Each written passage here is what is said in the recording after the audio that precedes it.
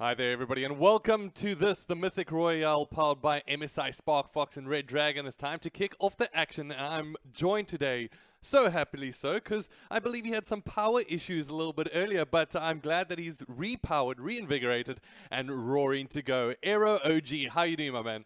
I'm doing great, in yourself, Holden.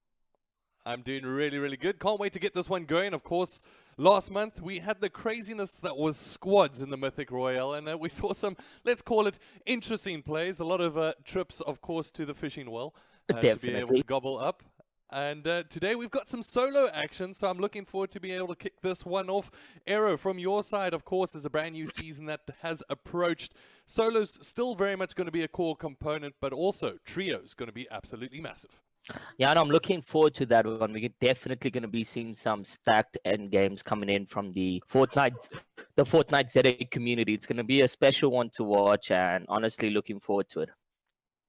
Yeah, me too. From that side of things, guys, I do have some good announcements to some of you. I mean, initially next month was scheduled as duos, but as the new season has approached, and we can take a look at the seasons. So for right now, May, 3,000 Rand up for grabs, 90 players jumping into a solo game.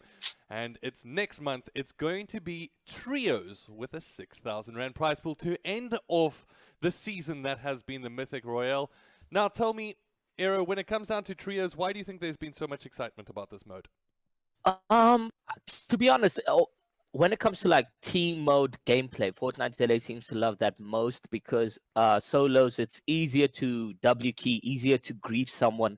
And when it comes to team mode gameplay, such as duos, trios, and squads, it's not a W key fest. So they're looking forward to the end games that will happen and so forth. So I just think that's what we all looking forward is having. All right, And your like duo going through. There we go. So that's going to be special coming in with the trios. Unfortunately, just getting cut off slightly there, Aero. But yeah, like you said, teams dynamic is absolutely huge, and definitely something we're hoping to bring back for the next season of Mythic Royale. And please, by all means, if you guys have been enjoying the Mythic Royale, let us know. There's been a lot of players grinding their way to make it into the top tier, essentially that diamond tier list, to be able to compete. And taking a look at some of the people that came in on the top 10 into the Mythic Royale. Here's those players now on your list. Number 1 position, this is of the cutoff date. So that cutoff date being the 25th of May in order to be able to qualify for the Mythic Royale. And here are the top 10. So in first place, it was none other than Rejects. Second, it was Yakos. Third, Gogobi. Fourth, Miss Conqueror. Fifth, Hachi. Ghost Flash in 6th, Voltric in 7th, Yummy in 8th, Lock in 9th, and K9 Fury in 10th. Any comments that you want to make on any of those players, Aero, from your side? Well, I can definitely say some of the players there, most of them are from Punisher Gaming, so we're going to see a lot of action coming from them. K9 Fury, Hachi, and Gogobi. At least we do got some perspective on them as well. So it's going to be interesting gameplay coming from those few players, as well as Rejects, who is a FA player. So him coming in first on the ELO, it's good to see that he's great not only in creative but also in game events. Absolutely, and I mean, a lot of players have been grinding out. Now there's 2 varieties of ways that you can get your rankings up on the ACGL platform. That's, of course, in tournaments where, I mean, it's quite a variety of either box fights or kill races. And ladies and gentlemen, we did have some feedback from the community. Obviously, you guys want to get some more custom lobbies, and yes, we will be incorporating a couple more of those going forward, more than likely hitting us in July, but I'll bite my tongue there before I announce things before I should and get reprimanded after this. But what it comes down to is these top players, top 10 players, were grinding quite effectively. A lot of players on the match finders. I mean, I've been keeping an eye on it during especially this lockdown period. It seems like the players just love jumping on, going into this match finders, going head to head, and using those box fights to be able to essentially rank up. At the moment, if I take a look at the bracket of what we've got set up on our side of things, we've got 74 participants confirmed. I'd love to go through the entire list, but if you guys want to go through, you can go check in the description box of the channel. Head over to acgl.co.za/mythic if you want to go there. Head over to the bracket and you'll be able to see all 74 players, I believe, that have confirmed their check-in. So we'll be jumping in with 74 players, technically speaking. Unfortunately, some of the players not finding their way, and despite us having the waiting list available, and that just means that they either miss check-in. I'm seeing a lot of diamond and a lot of high gold players as well in this lobby. So it's definitely going to be a stacked one, Aero. What are you looking forward to seeing here today? Just the rotations coming in from the players and so forth. And maybe some 200 pump gameplays like we saw in the first season of Mythic Royale solos, where Riots was absolutely dominating. But just that special gameplay coming in from the players would be absolutely amazing. Well, quite an interesting one. Riots will actually be returning to competitive action here today. Yeah. As I tried to convince the man to stream, but he wasn't having any of it. Unfortunately, he says he was quite worried about packet loss. And at this point, that means that we're going to essentially have the perspective of around about 3 to 4 streamers on our side of things. And I believe from your side, Aero, you were talking about tier lists a little bit earlier, and I believe quite a few of these players have actually featured on that too. Yeah, no, I featured a tier list or made a tier list of the Fortnite ZA, which obviously had about 70, 80 of the common competitive players, and Hachi, which was also on one of the highest tier lists due to consistent gameplay and also being on over 180 to 190 ping in these competitive Fortnite scrims. But seeing him on that tier list is also good. But yeah, let's not talk about that tier list. Let's not. Okay, not to worry about the tier list just yet, but it does look like we can worry about some gameplay as it's time to jump in. And I believe first on our screens today is going to be none other than Hachi and Gogobi. It's one I'm looking forward to being able to see. I know that there's a lot of Punishers fans essentially in the chat as well. So, without further ado, it's time to jump into game 1 of the Mythic Royale. Yeah, looking at Hachi and Gogobi, they both look to be contested right now. Wonder how this is going to play out for both players. Yeah, I mean, being contested this early on the game, that's going to test these players. Essentially, when it comes down to solos, it's probably the most unforgiving mode. As a whole, of course, you can't get yourself revived by anybody. You're going to be left to your own devices, meaning that players are usually a little bit more cautious. At least that's what we saw from the very first Mythic Royale in comparison to the duos, and we all know about the crazy squads. But today, in terms of these two landing spots from Gogobi as well as Hachi, what are your thoughts in terms of their rotations now that the circle has actually been brought up? Hachi's safe, but Gogobi, once again, going to his traditional island space. Yeah, he's already been shot at and he hasn't even landed, so he's got a few actions coming his way.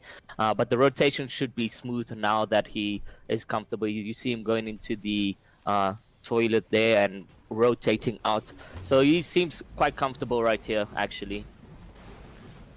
Of course, coming in now. So one of the things, Aero, that I wanted to ask you about in terms of the next season, anything that really gets you going in terms of being so avidly a part of the competitive community? Well, I'm just excited to see that the FNCS solos will be there again, and hopefully we do get servers. Nothing has been announced by Epic Games yet, but hopefully we do get servers and so forth. But the main thing now being is the trio cash cups. Lots of hype coming in from Fortnite ZA. It's just, I'm just looking forward to that.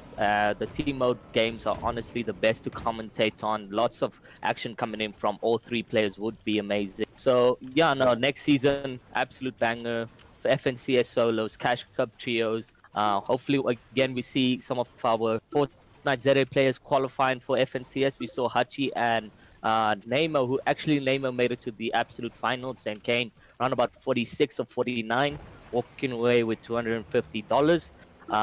Yeah, so now it's going to be an interesting one again, season 3 Fortnite. Yeah, not a bad bag of cash to walk home with, especially considering just how valuable those dollars are these days.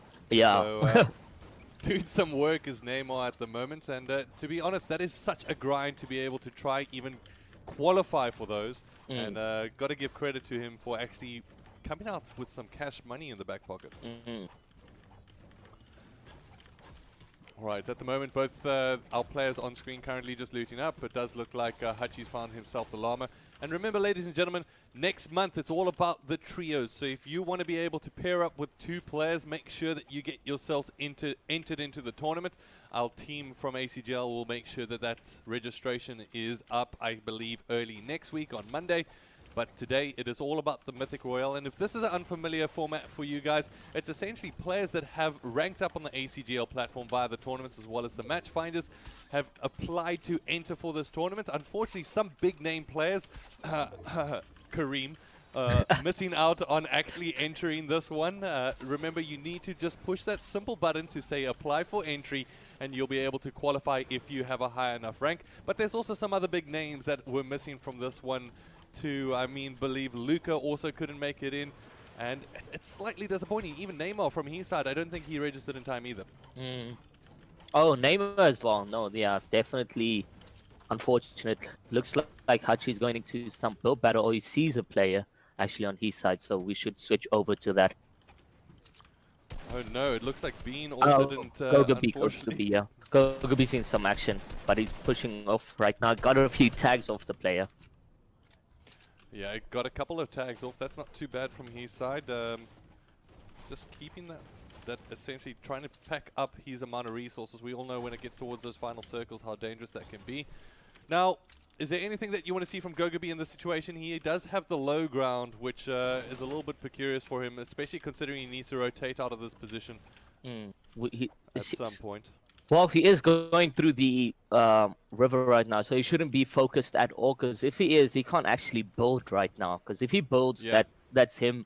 I mean, if he gets shot, that's him out or dead in the situation, but looks like he's comfortable right now. So going through to the other island, or going to the zone, actually, is the definite procedure they should do.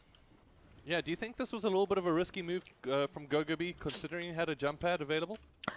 Those jump pads, you want to keep it on hand for those end games, 50-50 moving. You don't want to, in such situation, you don't want to use that launch pad. You don't know if it's a controller player as well, so if you were to be shot while placing the launch pad and then finished in the air, it would have been a tough situation. I think that was the honest gameplay you could have gone through, because you want that launch pad for endgame. And look, he's safe. He's making his way to the zone with 58 players alive. Yeah, not so bad from him at the moment. Correctly making that decision, and gets to keep that jump pad as well, the launch pad. So one of the interesting things that you brought up, of course, if there was a controller player, now we have some interesting updates, of course, from Epic Games with regards to controller players at the moment, as well as the auto-aim situation. Can you break that down for some of the viewers that might not be familiar? Okay, so as a controller player, there has been some changes to the aim assist on linear. I'm not sure if I'm pronouncing it correctly, but definitely some changes there with a hotfix that came yesterday morning, if I'm not correct. But yeah, yesterday morning, Epic Games put the hotfix into the game, and for controller players, there's some slight changes. I haven't really gone through in depth on what the changes are, but in close combat fight, I still got my SMG aim assist pulling through and so forth. So now there's aim assist is there, it's quite strong, and especially if you play around with your sensitivity on dead zones and just your general scope sensitivity, you will get that aim assist on controllers. Well, I know, Aero, we jumped into a chat, I think it was 2 days ago, just talking about the current changes when it comes down to Fortnite. Can I get your take in terms of, I mean, I guess the most common debate has always been, does controller-based players belong in the same game as PC-based players? And I know that there's been some heated controversy on that side. From a personal side, I always love breaking down the barriers of entry into esports. And to be honest, I personally love seeing PC players go up against console players.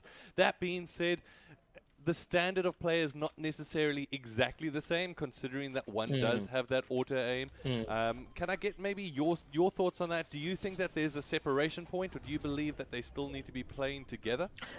Well, the mixed inputs keyboard and mouse and the controller coming in one game mode has been seen as a huge disadvantage, because you can be mechanically great and have the best aim on keyboard and mouse, but it will never compare to what you can get on controller. So if you're doing aim training for at least 2 years, I can grab my controller and still destroy you just with my aim. So regardless, I don't. We've seen some Fortnite tournaments coming from the community, such as EPS, where we've separated input actually. So only keyboard and mouse game modes and only controller game mode. And coming in from the KBM players, they're actually not so aggressive because they know they don't have the best aim and so forth. So you will see more stat games coming in from the controller players alone, and the controller players having that ego, having that confidence when it comes into a bullfight, box fight, and so forth. They just W key or push forward in terms of that. So, and the community, when we do host, or when EPS does host the tournaments, they actually enjoy such. But we don't do it on a regular basis. It's more of a special mode tournament. And yeah, no. So I personally feel like it should become an official thing, because then keyboard players won't find that reason to quit the game, or a reason to go on Twitter when they got killed by another KBM player. So that's just my personal opinion on the KBM and controller inputs. All right, it does look like GoGoB might be facing some action relatively soon, so I'm going to just go over full screen to his side and maybe just have a little dive in. He might be able to third party this fight that's currently happening. I'm not too sure if this is actually two players that have fought, but there's definitely a structure that has been put up, and he's just going to aim from within this bush and see if he can pick out anybody on the side. Definitely looks like two players were here, because there's one in wood and one in brick. But did the fight end already? It does look like the fight ended, and Kogabe's now getting away from that bush and going more center or more on a better peak. No, it's looked like he's just leaving that entire area. All right, so GoGoB now shuffled actually in between two players. He's in the valley, which is never a good position to be in between two players with a higher POVs. So at the moment, he knows he's a little bit of a sitting duck and needs to get himself into a better position here. But in terms of rotations, fairly okay. I mean, the Storm's only going to be making its way in around about 1 minute 15 seconds. Looks like Hachi. So far, yeah, shoot. No, Hachi's in a comfortable place. Oh, really good. And Leobonics as well, also very good. So no, actually, Leobonics is out the game. Okay, unfortunately, Leobonics being essentially one of the other streamers that is available for us to be able to broadcast. Unfortunately, it does sound like he is out the game at the moment, so that's a little bit of an unfortunate one. So we'll cross over to the duo screen yet again and have a look at what is going on with Hachi on his side of things. You can see him just peeking with that edit and just making sure that there's nobody nearby. So far it's been relatively quiet in this game in terms of what we've been able to see on screen. Yeah, only roughly 20 players eliminated. That's going to be quite a stacked end game coming from the Mythic Royale solos. Yeah, so it looks like we got, what is that? Total of 53 players, and essentially as the circle makes its way in, everybody's just waiting for this to come through, and where will this rotate to? That is the question. It does look like Hachi is pinging out exactly where he needs to make his way towards. From GoGoB's side of things, he's doing a couple of stretches, just making sure that he's ready before we all know that culmination point does get met. So once again, thanks everybody for joining us here today. If you want to be able to follow along on the action on socials, make sure that you hashtag Mythic Royale. And simply by tweeting, you'll be entered into the competition for a crucial ballistics hard drive, portable hard drive, valued at around about 1,500 Rand in cash. You can also head over to acgl.co.za, tune in from that side, and you'll be able to unlock the ACGL avatar as well as get that entry in for that competition for that hard drive. So not a bad deal, just for enjoying some Fortnite here today. And it does look like GoGoB on the right hand side has spotted a player within that valley from his side. He's going to build himself a little bit of cover as well as get some materials just to make up for the loss. And Hachi from his side of things has rotated already through to safety, and now finds himself on the lower side of, it looks like, what could potentially be his opposition player. He does land a couple of shots and will be able to knock down around about 50 blue from his opposite number.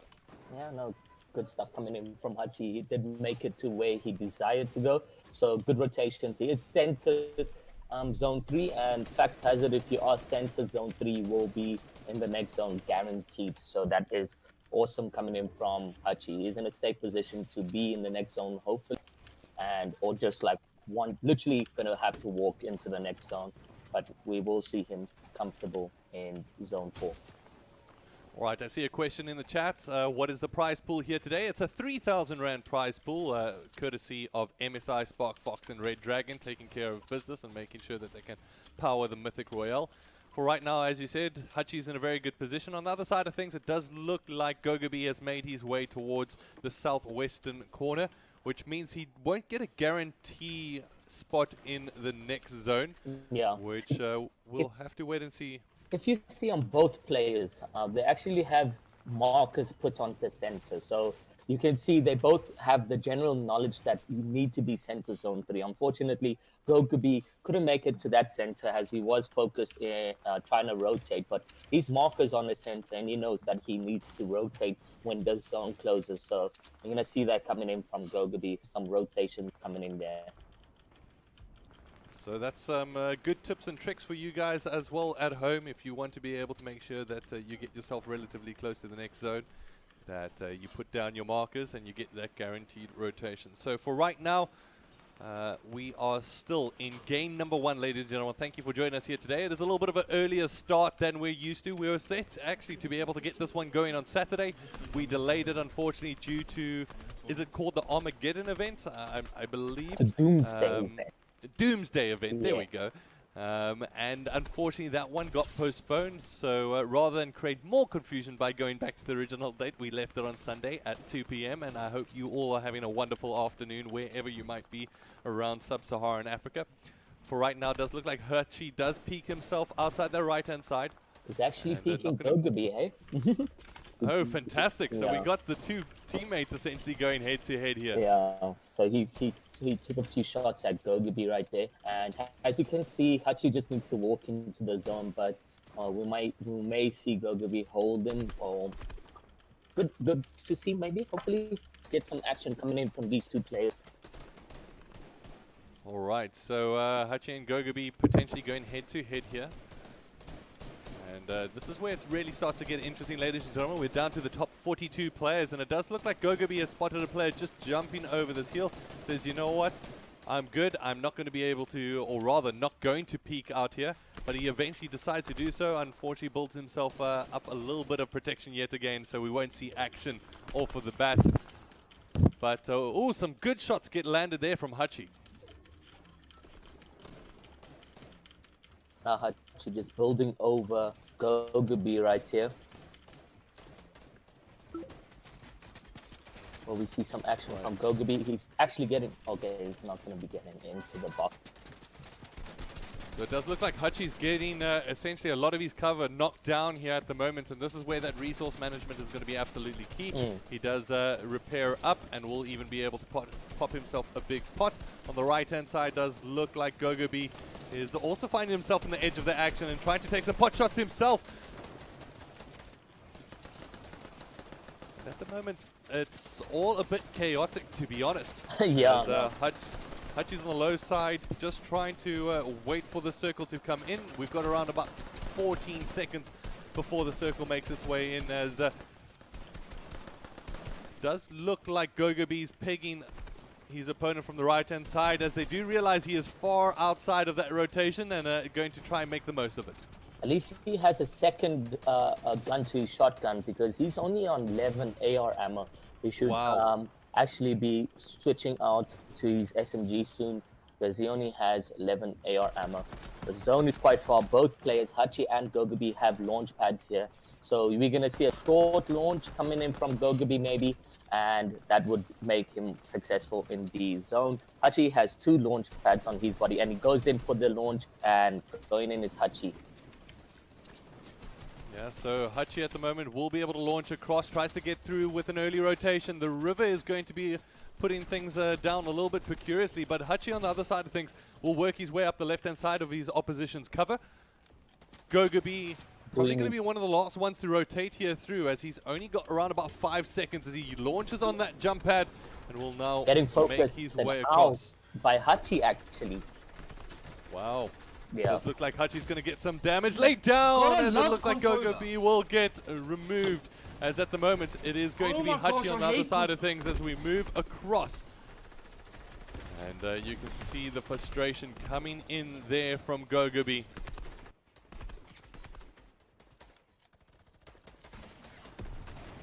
And we're down to Hachi at the moment. We're down to the top 27 players, I believe. Hachi managed to get himself 2 eliminations thus far.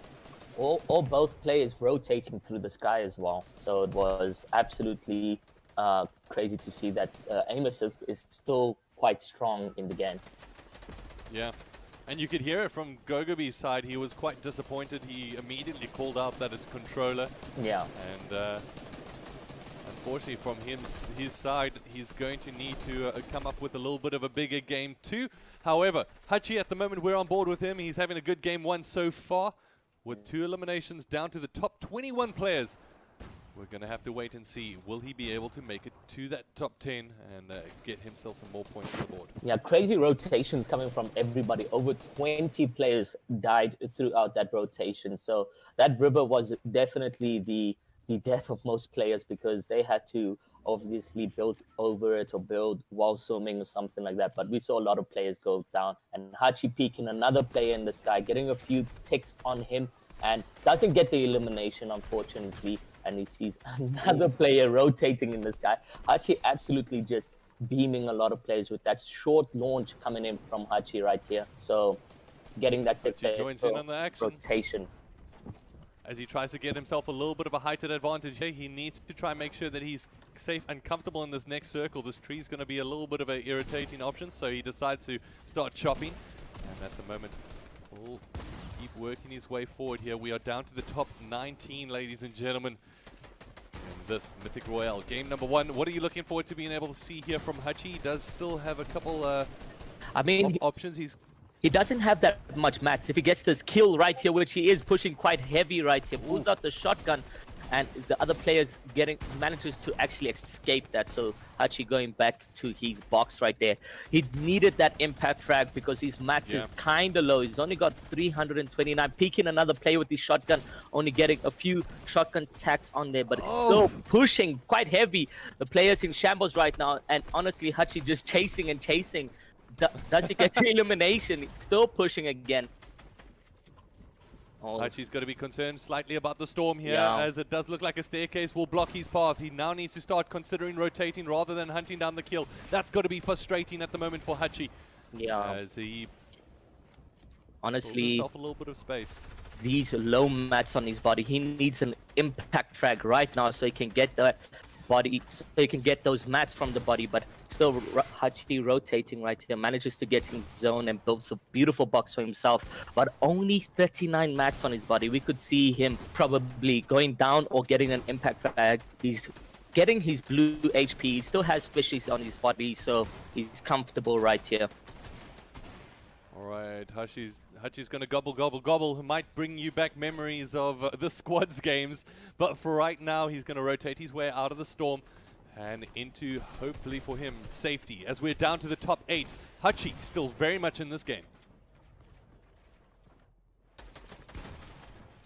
Ooh, he gets shot. Doesn't get the elimination. Unfortunately, goes down to Letzler with the Midas drum gun right there.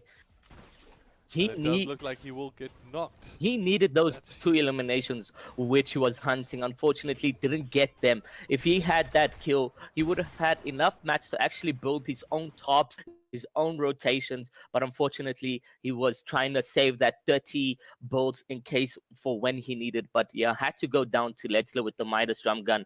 And that is the action for us right here. We can just see what happens with Hachi's gameplay. Yeah, I mean, hopefully we get to watch the entirety of this and the game doesn't boot out. But for right now, it does look... I believe this was Letzler. I'm not too sure if it's still him, hopefully. So we've got some kind of context for the audience currently watching, but we are down to the final few, ladies and gentlemen. There's only 1v1. So let's see who's going to be able to take this. These are our top 2 players from game number 1 going to be able to get things set off here. As he works his way up high, waiting for the player to be able to rotate. We'll be able to get shots, and oh no, we are just simply unlucky, ladies and gentlemen. Definitely unlucky. So managing to miss out that first one. We'll give you the results after a very short break. We're going to cut to that break right now, ladies and gentlemen, as we get kicked off with game number 2. It is the Mythic Royale.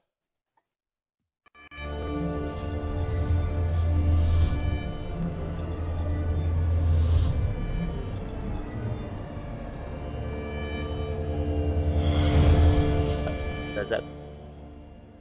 Oh, we can talk right now. Okay.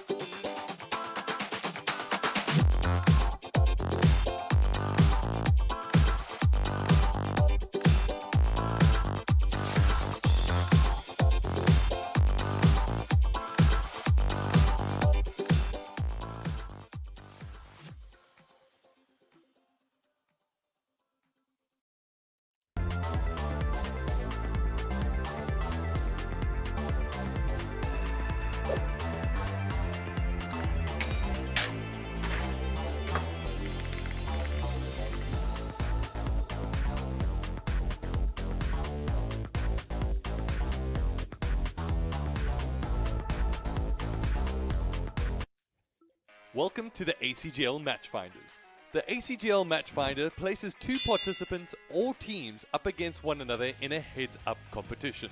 Matchfinders offer one of the quickest ways for you to be able to rank up on the ACGL platform and stand out as one of the best players.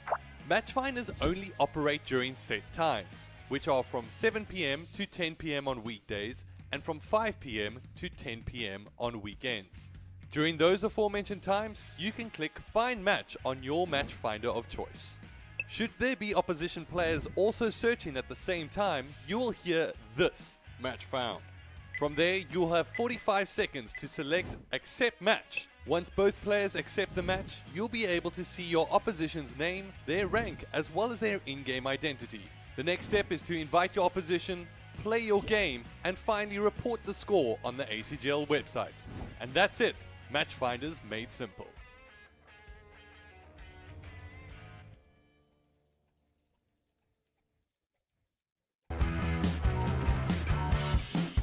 Play like a pro and control esports games with the new MAG 251 RX. With 240Hz refresh rate and 1 ms response time, you have the advantage of a display that is as sharp and smooth as it can get, even when in motion.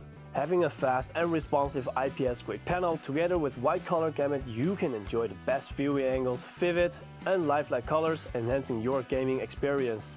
To eliminate screen tearing and stuttering, the MAG 251 RX has FreeSync and is officially certified for G-Sync compatible. No matter which graphics card, you will have a smooth gaming experience. MSI's dedicated gaming OSD app lets you create optimal profiles for each game, which you can activate instantly with hotkeys. Also benefit from split windows functions, remote display control and much more. And when it comes to details in dark areas, night vision will intelligently take care of just that. This monitor is also HDR 400 certified, enhancing even more details with contrast and shadow adjustments. The MAG 251 RX also comes with MSI Mythic Light, choose your colors. And there's also the integration of USB Type-C at your convenience. Want to know more? For all other features and information, please go check out the product page, and thanks for watching.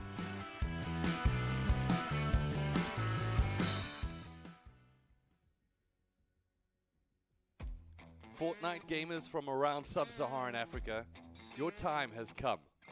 Get ready for Season 1 of the Mythic Royale, powered by MSI, Redragon and Sparkfox.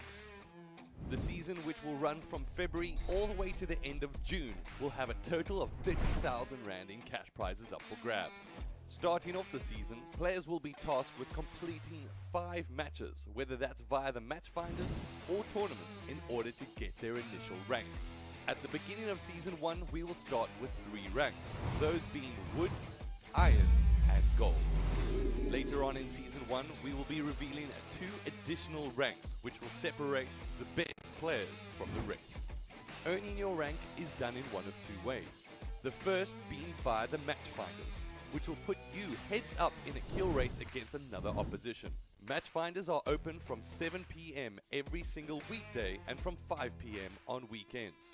These will offer you a great opportunity to grind out and challenge your opposition and work your way up the leaderboard. The second way to rank up is via our tournaments. Here, the multiplier will be higher, meaning that the matches will count for more. Players will want to have the best ranking possible in order to qualify for the Mythic Royale, which takes place at the end of every single month for Season 1. Each Mythic Royale will have a cash prize pool. In February, we'll be running a solo competition. In March, a duo. In April, a squads. And in May and June, respectively, a solo and duo. If you want to find out more details, be sure to do exactly that by checking the link below. For now, it is time to get ready for the Mythic Royale Season 1, powered by MSI, Redragon, and Sparkfox.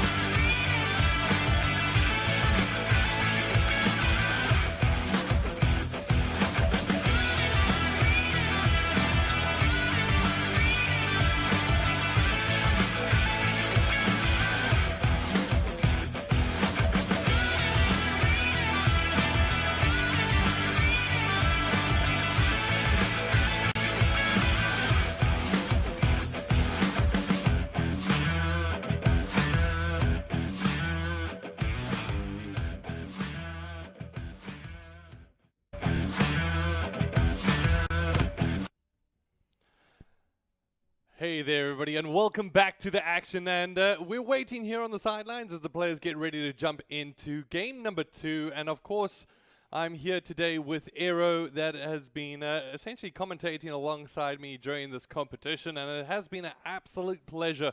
Aero, how do you feel about game number 1?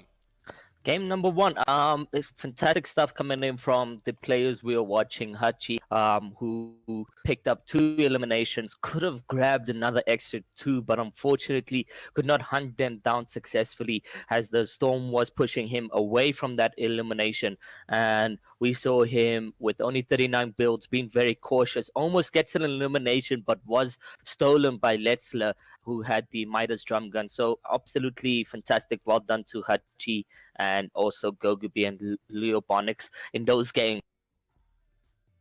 All right, so starting off in this next game, I've got to say that I feel like we need to stick with Hachi since he managed to make it the furthest out of between Gogo and himself. But on the other side of things, so we'll start with Hachi, and then we'll also be able to keep an eye on Yummy Leobonics. I'm not too sure. What does he usually go by? Is it Yummy, Leobonics? Leobonics is what I know him as. Okay, all right. So Leobonics, that will be his call out. I wanted to call him Yummy. I kind of just like the tag, Yummy ZA. And for right now, it does look like, I'm not too sure if the stream's gone down at all, but we're going to have to wait and see what is going to be able to take place. On this side, we do have some results that have come in. So let's maybe just jump into that page and have a look. All right, so at the moment, the results are in from the players. Remember, once again, this is not necessarily 100% confirmed results. So I just want to double check from my side of things. All right, so we've got Letzler actually coming out with the win there with 7 elims, Aero. Letzler coming out on top. Then followed by Wowoke, who has 4 eliminations. Travis in 3rd place. Transporter in 4th place. Hunter in 5th place. Phrase in 6th place, and then Hachi in 7th place. But all the way from 4th to 7th, they are all tied up. Zaichi in 8th place, but he's only 1 point behind with 8 points. And then Rejects, Green Knight, and Steery, I believe, all on 7 points apiece. If you guys want to be able to check this out, head over to the link in the description box and you'll be able to check it out for yourself. So, any surprises from your side there, Aero? Yeah, Letzler coming in 1st place, but he did have a mythic weapon at hand, so the Midas drum gun, but he's not controller as well. So, beautiful stuff coming in from Letzler with 7 eliminations. And we saw him pick like 2 already, 3 while rotating, so he was absolutely fire and dominating in that one. I have to agree. I mean, did really, really well from his side of things. Now, just once again, having a look at the prize pool share for this, the Mythic Royale for May. We've essentially got 1st place will walk home with 1,500 Rand in cash. 2nd place, 750. 3rd place, 500. And 4th place, 250. Now, the question that I like to throw around from time to time, if you had an extra 1,500 Rand in the back pocket, Aero, what would you be doing with that? Me, probably saving towards a new upgrade on my PC. I feel you, man. I absolutely feel you. At the moment, kind of need to be able to do the same thing, even from the streaming side of things. I think we need to get off of the i5 and start upgrading from our side. Yeah. So, all right, having a look at the schedule for June, ladies and gentlemen, you can look forward to the newly introduced trios. It will essentially be the last tournament for Mythic Royale, but does that mean that there will be a season 2? The question mark will remain. We'll put that out as a tease. However, once again, ladies and gentlemen, we're just waiting for the players on their side. It does look like we've got 65 queued players, as I do have Leobonics as well as Hachi from this side of things. And to be honest, I'm liking the vibe in the chat. Everybody here showing some love all across the board. It's what we love to see. The Fortnite local community coming out and doing the most. Of course, Aero, I want to say a personal thank you to you for joining me on stream today. Last time it was very, very lonely doing a solo class, and I'm really glad to be able to join you on the duo. Yeah, it's all good. These things happen. Yeah. Now I'm looking forward to trios, honestly, and seeing what the community will do in the games. It's going to be absolutely... well, hopefully we do get the pros also registering for the actual game and so forth. But yeah, I'm really looking forward to them. I think to any of the pro players watching that missed out on this month, guys, just set yourself a cell phone reminder or something just to say, remember to register for Mythic Royale. And to be honest, I probably should do the same just so I can help remind you guys, because it seems like some of the players that I was really excited to be able to see today unfortunately weren't able to show up. However, we do still have some great actions, and to be honest, some of the other players are now kind of putting their hands together. They're excited because you know what? They don't have to contend against some of the players that really do make that lobby get really stacked at times. Definitely. Now we're going into the games. Games has started. Oof. Ooh. Let's see what happens. Exciting times ahead. Let's see what happens indeed as we get ready to get this one kicked off. Just to reiterate, we have 3 streamers that we're going to be watching their POVs. It's Lubonix, Gogobi, and Hachi. On screen first is going to be none other than Hachi and Lubonix, as Gogobi was on last time. And I'm going to give it to the highest person in terms of whoever gets the highest position or placement to stay on stream. But I'll definitely be switching between the 3 players. Gogobi, I definitely want to see what he's able to do. Unfortunately, he got caught out in a rotational position that wasn't too great for him. Yeah. And I'm sure, Aero, you're going to be keeping an eye from things on that side. Definitely. All right, so the bus has started moving, and it looks like a direct south to north. And at the moment, the players get ready to ping out exactly where they're going to land. And let me just jump on board with Hachi quickly so I can just make sure that we're rocking out the highest details possible on Lubonix's stream. It does look like we're on the highest quality possible from that side, so we'll double back and see where Lubonix is also going to be able to land. Looks like Hachi's still landing at the same place he landed the game 1. So it is there by that factory. I don't know. I call it a factory just outside Slurpy Slump. And he is getting a comfortable, non-contested land over there. All right, comfortable land for him. Lubonix on the other side of things does look like he's making his way towards the northern side of the map, where he decides to peg himself down. We'll have to wait and see. But now, once again, it is the point where we kind of kick back and kind of just watch exactly what's going to happen. So anything that you're looking forward to from some of the players on the top of the list there and seeing what they're going to be able to do? So I'm looking forward to the end games of Hachi again. He seemed to be ahead of zone most of the time, or comfortably rotating and doing some great gameplay, not being too aggressive as well. When he knew he broke the shields and so forth, he knew zone was coming. He had floppers at hand, but he was not being aggressive to try get that one elimination. So some smart gameplay coming in from Hachi over there. So I'm just looking forward to see that end game once again coming in from Hachi. And then obviously Lubonix, we didn't get to spectate. Want to see what he can do while rotating or going into 50-50 zone, what his game sense is like, and maybe just having all 3 players going one ahead each other. Maybe, you never know, but just some good gameplay, and hopefully we can get a stacked lobby at 50-50. If we get 30 players alive, we got that Storm Surge activating. So looking forward to see that one happening. Absolutely. From my side of things, once again, I just want to reiterate those scores to some of you that might have missed that. Letzler, currently in first place. He picked up the most eliminations for the round as well, with 7 elims in total, pushing himself up to 17 points. Now, trailing by 6 points, which is quite a margin considering it's game number 1, is Wowoke. And he managed to get himself 4 eliminations. Travis, 5 eliminations, but finishes with 10 points. Now, the part where I think things get a little bit interesting. From 4th all the way to 7th, that's Hunter, Transporter, Hachi, and Phrase, all tied up at 9 points. And I believe Transporter had the most eliminations there with 4, but obviously got the lower placement.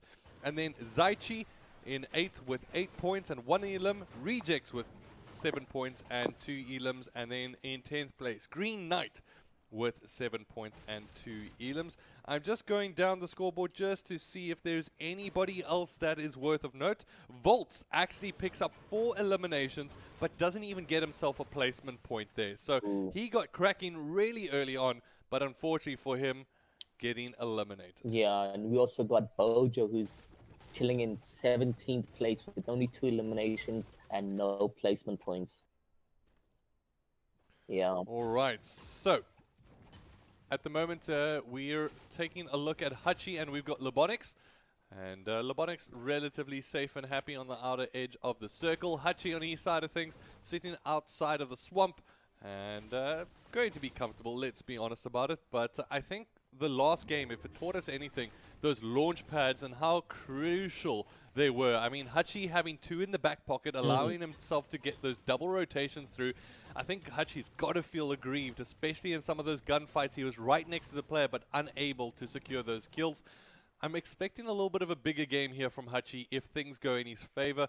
But we all know, Fortnite, there can be a lot of RNG at times. Definitely. I mean, having to find a llama is what secured him 1 launch pad. So, will we get a llama on the floor? It's very rare to find those llamas just on the floor right there. Or will he get a secured drop shipping coming in from Fortnite? It's questionable, but no launch pads. This game could see a tough one coming in rotation. See, it did burn a lot of mats, even though he had the... Oh, there's a player actually on Hachi right now. He does get tagged a little bit. All right, so I want to jump on board with Hachi and see exactly how he's going to be able to take this situation head on. At the moment, does get tagged from behind. Not necessarily the best players, considering rotations also need to come through.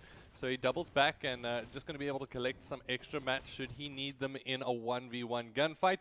At the moment, it does seem like he's lost track of his opposite number. And that's going to mean that he has to, unfortunately, do what is what I like to call at least the owl walk. It's where you're facing forward, but your head is facing the complete other direction. He constantly is turning back, and to be honest, I kind of feel bad for the whiplash of that player. Yeah. So just as I was saying about Hachi, like, he does burn a lot of mats, so with no launch pads, we could see him actually in the 50-50, but maybe he gets more smarter. He knew he had the mats, and that's he knew he had the launch pad, and maybe that's why he burned through a lot of mats. It's questionable, but hopefully he does pick up 1 or 2 launch pads there. All right, so it looks like we can revert back, and jumping on board with Lobonics, it does look like he's made himself onto the side of the cliffs, and not going to be able to spot out anybody, just going to keep that farming up, essentially, of getting some steel, which is the last resource he needs before he becomes fully stacked. And for right now, relatively comfortable from all of our players. It is, of course, the early game of match number 2 here.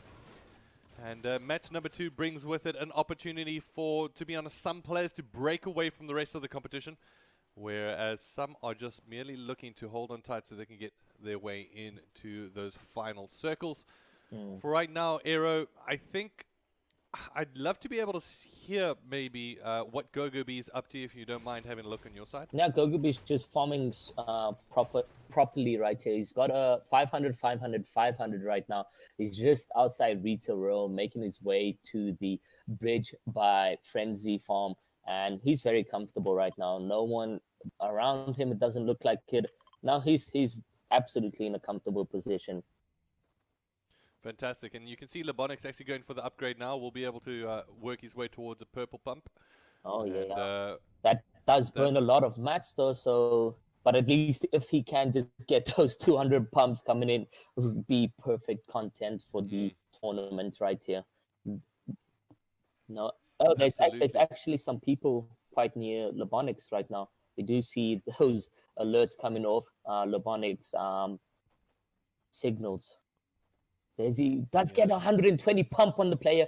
Will he secure this elimination right here is the question. You should probably move over to Lobonics right here. He does get tagged a little bit as well. All right, I don't seem to have audio, unfortunately, on Lobonics on my side of things, but for right now, it does look like he's going to find himself heavily tagged as well. I believe we're a couple of seconds behind you, Aero, on your side. You might have a better connection than I even have on this side, but for right now, it does look like Lobonics is going to be able to build his way down. Still not being able to find the opposition, but does have the monitoring on his side to know that the player is within relatively close distance away from him. As he rotates now to the left-hand side, trying to find his way in, and unfortunately for him, not being able to pick up a tag just yet. And he's got to be mindful that he's still not within the circle of the next area, but he does have 1 minute 30 seconds before that starts making its way in. Seems the player is still in this building. He does try to pick him up on the signals, and he is actually lower, so Now we're gonna get some action from Lebonix, or will he just give this fight up and say, you know what, let me go for zone? But it's not. He's still got a lot of time on hand to get this elimination on, and he definitely does need it. As he did upgrade, and now he's being disturbed. He was trying to get those mats back to 5-5-5, but he is actually now in a bullfight. He does get heavy damage on him.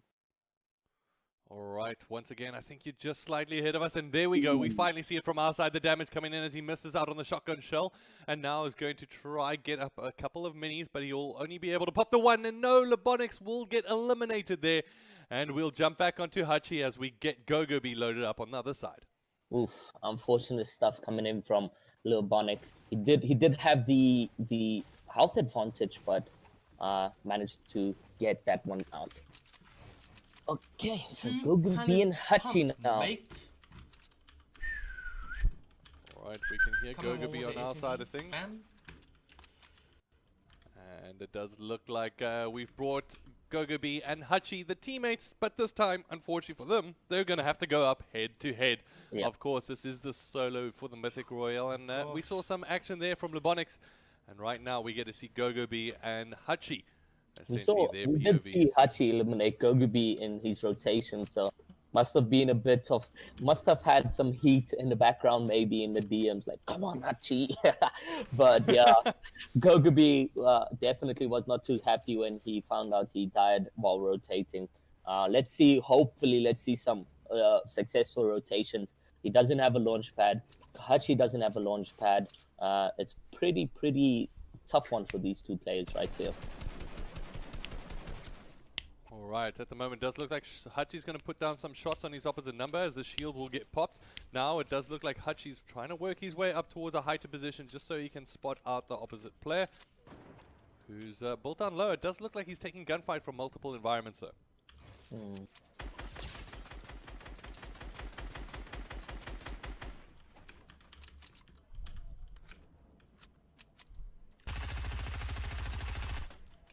Gogobi's on the right-hand side, also laying down some fire at the moment, so we do have some action on both screens, so we'll leave the duo screen up for now. Does look like Gogobi's going to go for a push here on the right-hand side, as he tries to work his way in. Will be able to try connect with a shotgun, but he just narrowly misses out there. He says that his game is freezing, but looks like it's returned back to normal. As the stacks, just like that, he will be able to pop the shield. Gogobi trying to get down lower. Does get that wall on the player, pushing in with that AR, making sure he gets in. Does he get the illumination? He does, and it's get Reef Kid. That's Earphone going down to Gogobi's hands there. And you see the Miaskills, maybe he grabs that gun, but Gogobi honestly doing the most right there in that fight. Had the player constantly hunting him down and gets that illumination right there. Absolutely huge there for Gogobi, and we'll need to just make sure that he can keep his composure going into the next circle. Once again, pings the middle of it. On the other side of things, Hachi. Let's jump on board and see what he's getting up to on his side. Yeah, Hachi also needs to make a rotation coming in from here. I got the kill, yeah. Hachi on 417 wood. 500 brick and 500 metal. He does have a lot of AR ammo at hand. So does Gogobi. Gogobi actually has 737 AR ammo this round. So he's going to be beaming away while people are trying to rotate. My game's still freezing, Dad. All right. So at the moment, Hachi on the left-hand side. As we're just waiting to see what Gogobi is doing. I just want to give him a second there before we actually cross to the screen, as he says that he's getting some freezing issues, whether that's internet related. We're going to have to wait and see, but that's never nice when it comes down to just your mental game, right, of exactly what's going to happen. And it does even look like from Hachi's side of things that we're getting a little bit of drop in quality, as I want to see exactly what is going on Gogobi's side. He is slowly but surely rotating his way towards the circle. Yeah, he is hitching just a bit on the screen. Hopefully all is good though. We're going to have to wait and see at the moment. Same kind of thing from Hachi. It does look like the output of his stream has dropped slightly in terms of quality. So who knows? This might not just be unique over to Gogobi experiencing Yeah. a couple of delays from their side.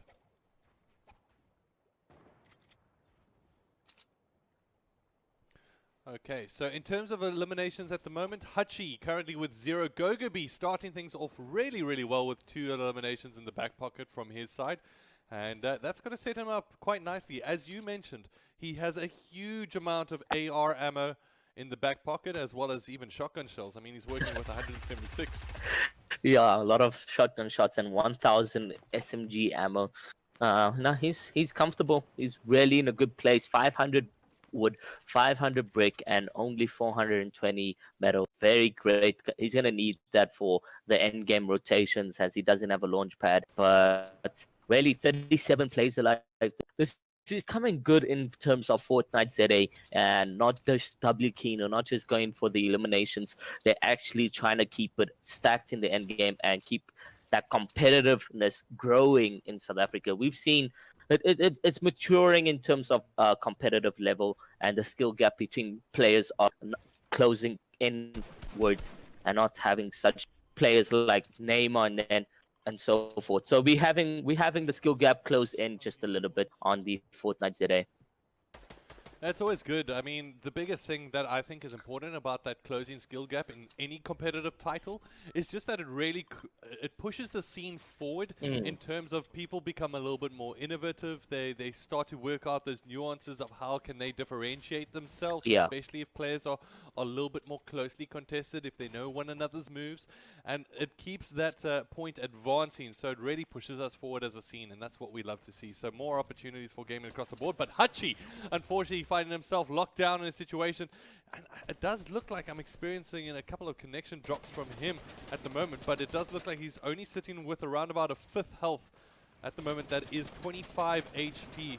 Let's get a mini down and another mini. So but that HP is gonna come very, very in. It's gonna be a lot of trouble for him when he rotates. If he gets stuck in zone just for 2 seconds, more than 2 seconds, we're gonna see Hachi die to the zone right there. So he needs to pick up 1 or 2 kills to get that white HP, because he doesn't have any white heals on him, and he only has 1 mini. That's gonna be very, very dangerous. He's gonna definitely get peaked while he's rotating with something. So hopefully Hachi does pick up 1 or 2 eliminations right here.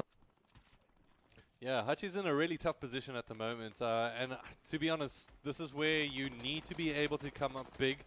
All he needs right now is just to get an elim on one player that has either medkit available, maybe a couple of floppers. We're going to have to wait and see what is going to come down here. But at the moment, Gogobi, of course, he's sitting a little bit more comfortable. Of course, has full HP at the moment, as well as a couple of big pots and 6 minis to be able to work with, as well as we mentioned, this man is basically the walking barracks, walking arsenal, because he's just got so many bullets in his back pocket. Yeah. And apparently he's got a voice as well, because the man is even giving us some songs on that side of things. However, Hachi is still locking himself down, and understandably so, as he's sitting outside the agency. And it's not necessarily the best circle, to be honest. Look at that lovely river that is breaking the circle essentially into 3 components. If we could see, again, a lot of plays falling in the kill feed right there, but hopefully we do get that 13 moving zones. I love to see the storm surge. It makes players get a little bit pressured in terms of, oh, I have to get an illumination right now, and he's actually in a comfortable position, because he just needs to walk into zone right here, and you see that happening right now. So good thing for him. However, Gogobi is far right to the zone, so it's going to be a tough one for him.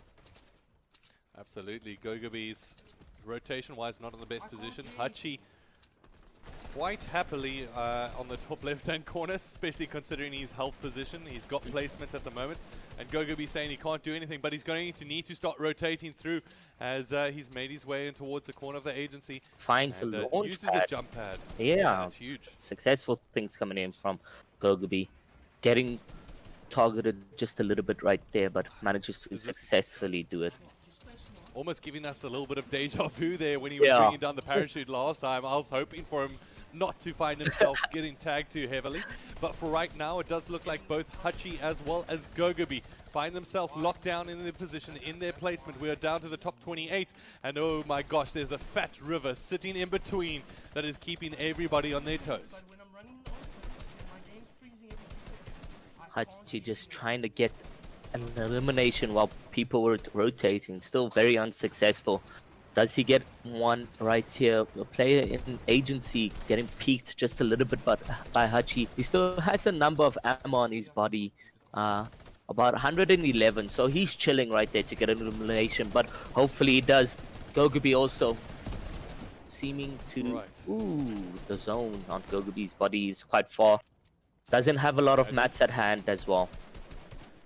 Yeah, it doesn't have a lot of mats, but at the moment, sitting on top essentially of water, and all it requires is a couple of buildings to be able to get knocked down, which will cause the domino effect. But it does look like the rotation will go towards essentially what might be safety, but he couldn't be further from that rotation point at the moment. And it's going to be tough, and I do want to just say I apologize for the quality, I believe, of Hachi's stream dropping at times, but there's nothing we can do about it, as it does look like Gogobi will get eliminated. So we cross over to Hachi, who is down to the top 22. Gogobi, unfortunate from his side, but I believe he ends off with 2 eliminations in the back pocket. Definitely tough one coming in from Gogobi right there. Hachi needs an elimination right here. He needs, or else, like I said, the zone right now, I think it's taking about 10 damage or 5 damage. So it's gonna be a tough one if he gets caught. He's burning through a lot of mats right here, Hachi. Only about 50 builds left at hand and almost in zone. Does have just a little bit HP right there, so he cannot get peaked. Shoots a player for 70 damage, but nothing too serious right here. He desperately needs HP, as it does sound like the RPGs are raining in from above at the moment. Hachi relying on rotations alone, as he's left himself into a very precarious position with very low HP in the back pocket. That's 25. Ooh, picks All up he requires a couple of beautiful shots, and then he will be able to pick up the kill. And he spots out the med kit as well. That's going to be absolutely massive. Did he manage to pick it up? No, but the jump pad has been put down. He doesn't pick up the med kit, which now, ooh, Hachi, did you just miss an opportunity there? Does he double back? Does have he only has 9. He can't even place a launch pad. He only has 9 builds at hand. He didn't pick up anything, so he's gonna use his own builds right here in the box. Hopefully gets a short launch. Does so, he's successful, but it's quite a dangerous situation. He does here play SMG pulled out.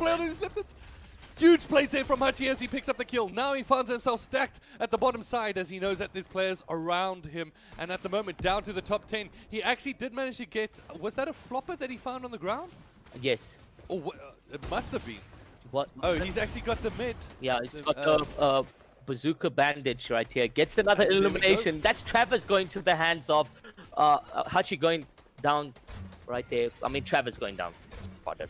This is huge plays from Hachi at the moment, as he finds himself on the outer edge of the storm. He still has a flopper in the back pocket, as he will be able to chow down as he does exactly that. The man who didn't have any HP to begin with now finds himself in one of the best positions of the game, as he gets himself just inside the circle. We are down to the final few here, ladies and gentlemen. I do apologize for the quality, but there's nothing that we can do from our side. As he falls down, he will be able to pick up one. Huge plays here from Hachi with the shotgun in hand. He does manage to build himself up a little bit of cover as he walks himself forward.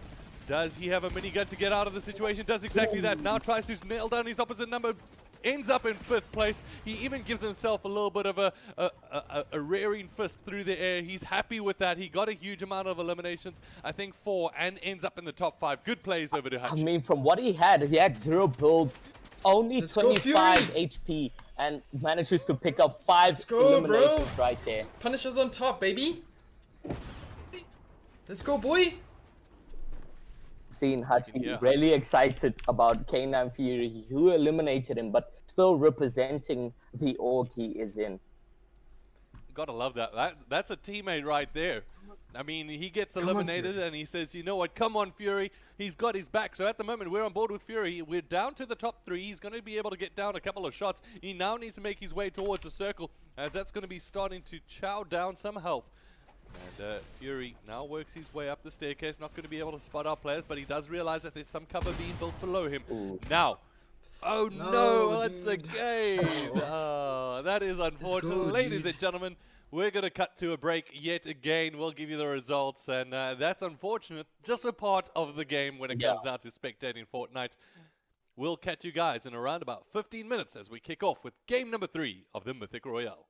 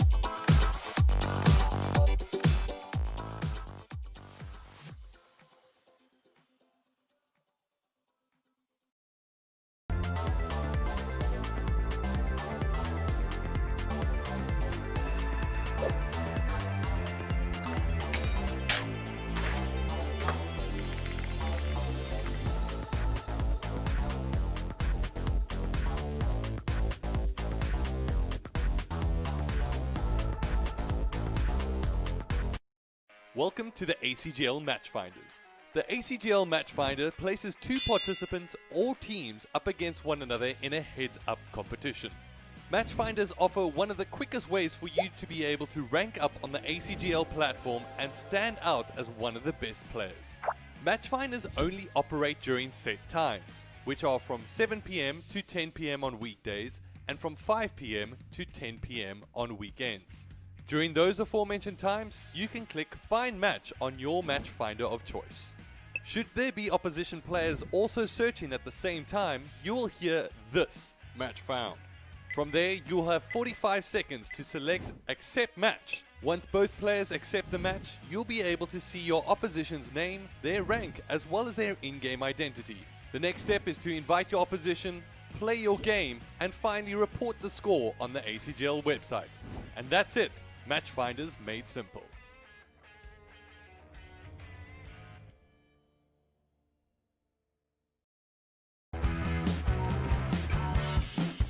Play like a pro and control esports games with the new MYTNIG 251 RX. With 240Hz refresh rate and 1 ms response time, you have the advantage of a display that is as sharp and smooth as it can get, even when in motion. Having a fast and responsive IPS grade panel together with wide color gamut, you can enjoy the best viewing angles, vivid and lifelike colors, enhancing your gaming experience. To eliminate screen tearing and stuttering, the MYTNIG 251 RX has FreeSync and is officially certified for G-Sync compatible. No matter which graphics card, you will have a smooth gaming experience. MSI's dedicated gaming OSD app lets you create optimal profiles for each game, which you can activate instantly with hotkeys. Also benefit from split windows functions, remote display control, and much more. And when it comes to details in dark areas, night vision will intelligently take care of just that. This monitor is also HDR 400 certified, enhancing even more details with contrast and shadow adjustments. The MYTNIG 251 RX also comes with MSI Mystic Light. Choose your colors. And there's also the integration of USB Type-C at your convenience. Want to know more? For all other features and information, please go check out the product page, and thanks for watching.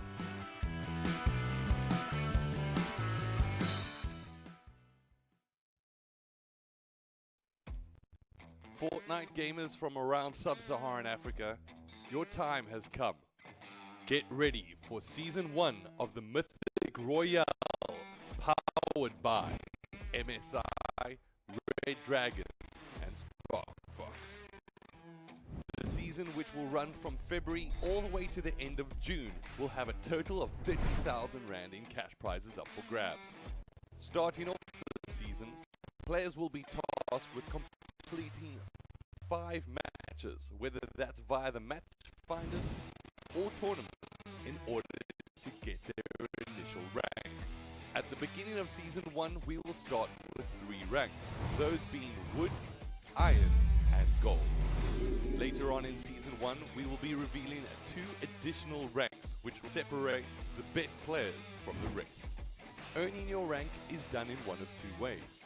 The first being via the match finders, which will put you heads up in a kill race against another opposition. Match finders are open from 7 PM every single weekday and from 5 PM on weekends. These will offer you a great opportunity to grind out and challenge your opposition and work your way up the leaderboard. The second way to rank up is via our tournaments. Here, the multiplier will be higher, meaning that the matches will count for more. Players will want to have the best ranking possible in order to qualify for the Mythic Royale, which takes place at the end of every single month for Season 1. Each Mythic Royale will have a cash prize pool. In February, we'll be running a solo competition, in March a duo, in April a squads, and in May and June respectively a solo and duo. If you want to find out more details, be sure to do exactly that by checking the link below. For now, it is time to get ready for the Mythic Royale Season 1, powered by MSI, Redragon, and Sparkfox.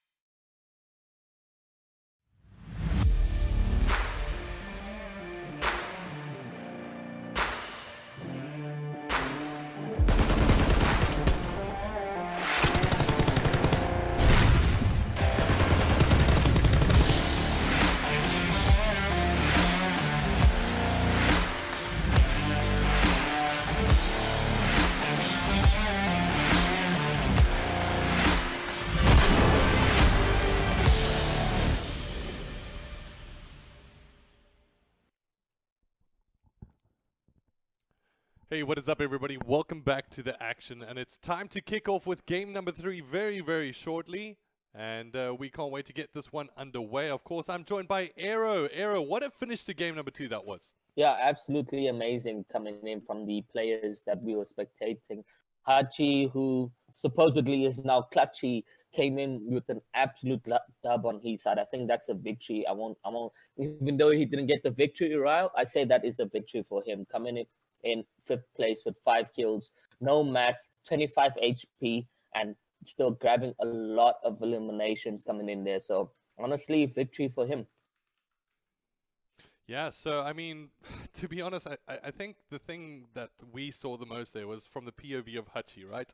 He was stuck into a position where essentially he couldn't really do too much, or so we thought, and then out of nowhere, I guess the alias has been born of Clutchy coming into focus. Yeah. So, listen, from my side of things, I can only hope that we get that kind of action in game number 3. Yeah, And, no, hopefully Go could be having some terrible games over game 1 and game 2, but hopefully he picks up the mentality and grabs game 3 in the pocket. But some unfortunate events going on for him. All right, so at the moment we can cross over to the top 10 once again. Or rather, let's go into the results, as this is the top 10 players before things kicked off today, according to the 25th. But if we take a look at the results, and we can bring those into focus. So, Letzler finishing at the moment on top of the leaderboard with 23 points. He's followed closely by Hachi, who has 6 eliminations and 20 points. Woke with 20 points himself. K9 Fury currently in 4th place with 16 points. And then we've got Travis with 16 points himself. So, wow, we've actually got a few on 16. That's K9 Fury, Travis, and Nate, all on 16 points going into game number 3. Then we've got Volts in 7th place. We've got Luca, I believe, in 8th place. Is that correct? As I'm not too sure if maybe I got that wrong, if he got in time. And then Transporter, as well as Dex or Dex. And even Phrase actually locked in on 14 points. So at the moment, that is the scoreboard, ladies and gentlemen. And we're going to have to watch up and see exactly what is going to go down in this very next game, which is going to be game number 3. Remember, ladies and gentlemen, it is a best of 5 matches where the prize pool shared between the top 4. That prize pool being 3,000 Rand in cash prizes, courtesy of Sparkfox, Redragon, and of course, MSI doing the most for the Fortnite community. Gotta love it when they get involved. And when it comes down to essentially what you can look forward to, of course, this is the second last tournament of the Mythic Royale officially. And we've got essentially the 90 players from this one that qualified. But next month, thanks to the brand new season, we've got an all-exciting trios. And I think, Aero, you've been saying that you're very excited to see exactly what the teams are going to be able to do on that side. Yeah, definitely. So yeah, trios coming in next season is an absolute beautiful one. Looking forward to see how the games will be played and who will be getting the victory royale. And that I'm not too sure who the teams will be as of right now, but hoping to see some pretty good teams coming to form and being able to win the trios. But for now, the solos, let's keeping that 1st place is absolutely good to see that consistency coming from him, and Hachi obviously jumping all the way to 2nd place. And K9 Fury also, who was not even in top 5, is now in 4th place. So beautiful stuff coming in from all players. Yeah, absolutely. And I think now the big thing for what I wanted to say for game number 3, right, is I think the players have set themselves up into a position where you're going to have to go for it if you're behind on the leaderboard. The last thing that you can do is just give people a free reign or a free walk. I mean, one of the players that does spring to mind is one of the players that we have been watching, which is none other than Gogobi. And I like to be able to see from his side if he's able to get aggressive early on, get some eliminations. We all know how capable he is, even in those 1v1. Hell, if you give him a 1v2 situation, he's one of the best players out there. We're going to have to wait and see, will this be his moment? At the moment, he'll be one of the first people that we bring up on stream. And of course, we have to see Hachi from his side of things. What is he going to be capable of doing? because damn, that man did definitely give us a show. So, as we get ready for game number 3, it does look like the players have jumped into the lobbies, and we'll be able to cross over to them and see what are they capable of when we get into game number 3 here. And, Aero, I think it's going to be a good one. Yeah, definitely. Okay, so Gogobi had some problems and now looks to be comfortable this time around. 66 players going into the lobby. It's going to be an interesting one, honestly. I'm looking forward to game 3, just as I was looking forward to game 2 and all the other ones. But Gogobi switching up his drop, going retail row this time around. So let's see what he can pull from retail row. Hopefully 1 or 2 eliminations and grabbing those towards the end game. Yeah, I mean, from that side of things, when it comes down to Gogobi, I think he was experiencing some issues with his PC at that point, and hopefully now he's managed to get the time to reset it, restart his connection, and hopefully that's going to bring the change that he so desperately wants and needs, even if it's just a mental change, just to be able to go, you know what, we're resetting, we're restarting, let's get this. And he's still in it with the shouts. I mean, there's 3 games left, essentially. Yeah. So there's a huge opportunity. I mean, K9 Fury, who had 0 points, won that game with 6 kills and came first. So he put himself high on the leaderboard. He can actually come top 3 after game 3 if he stays consistent in terms of placement.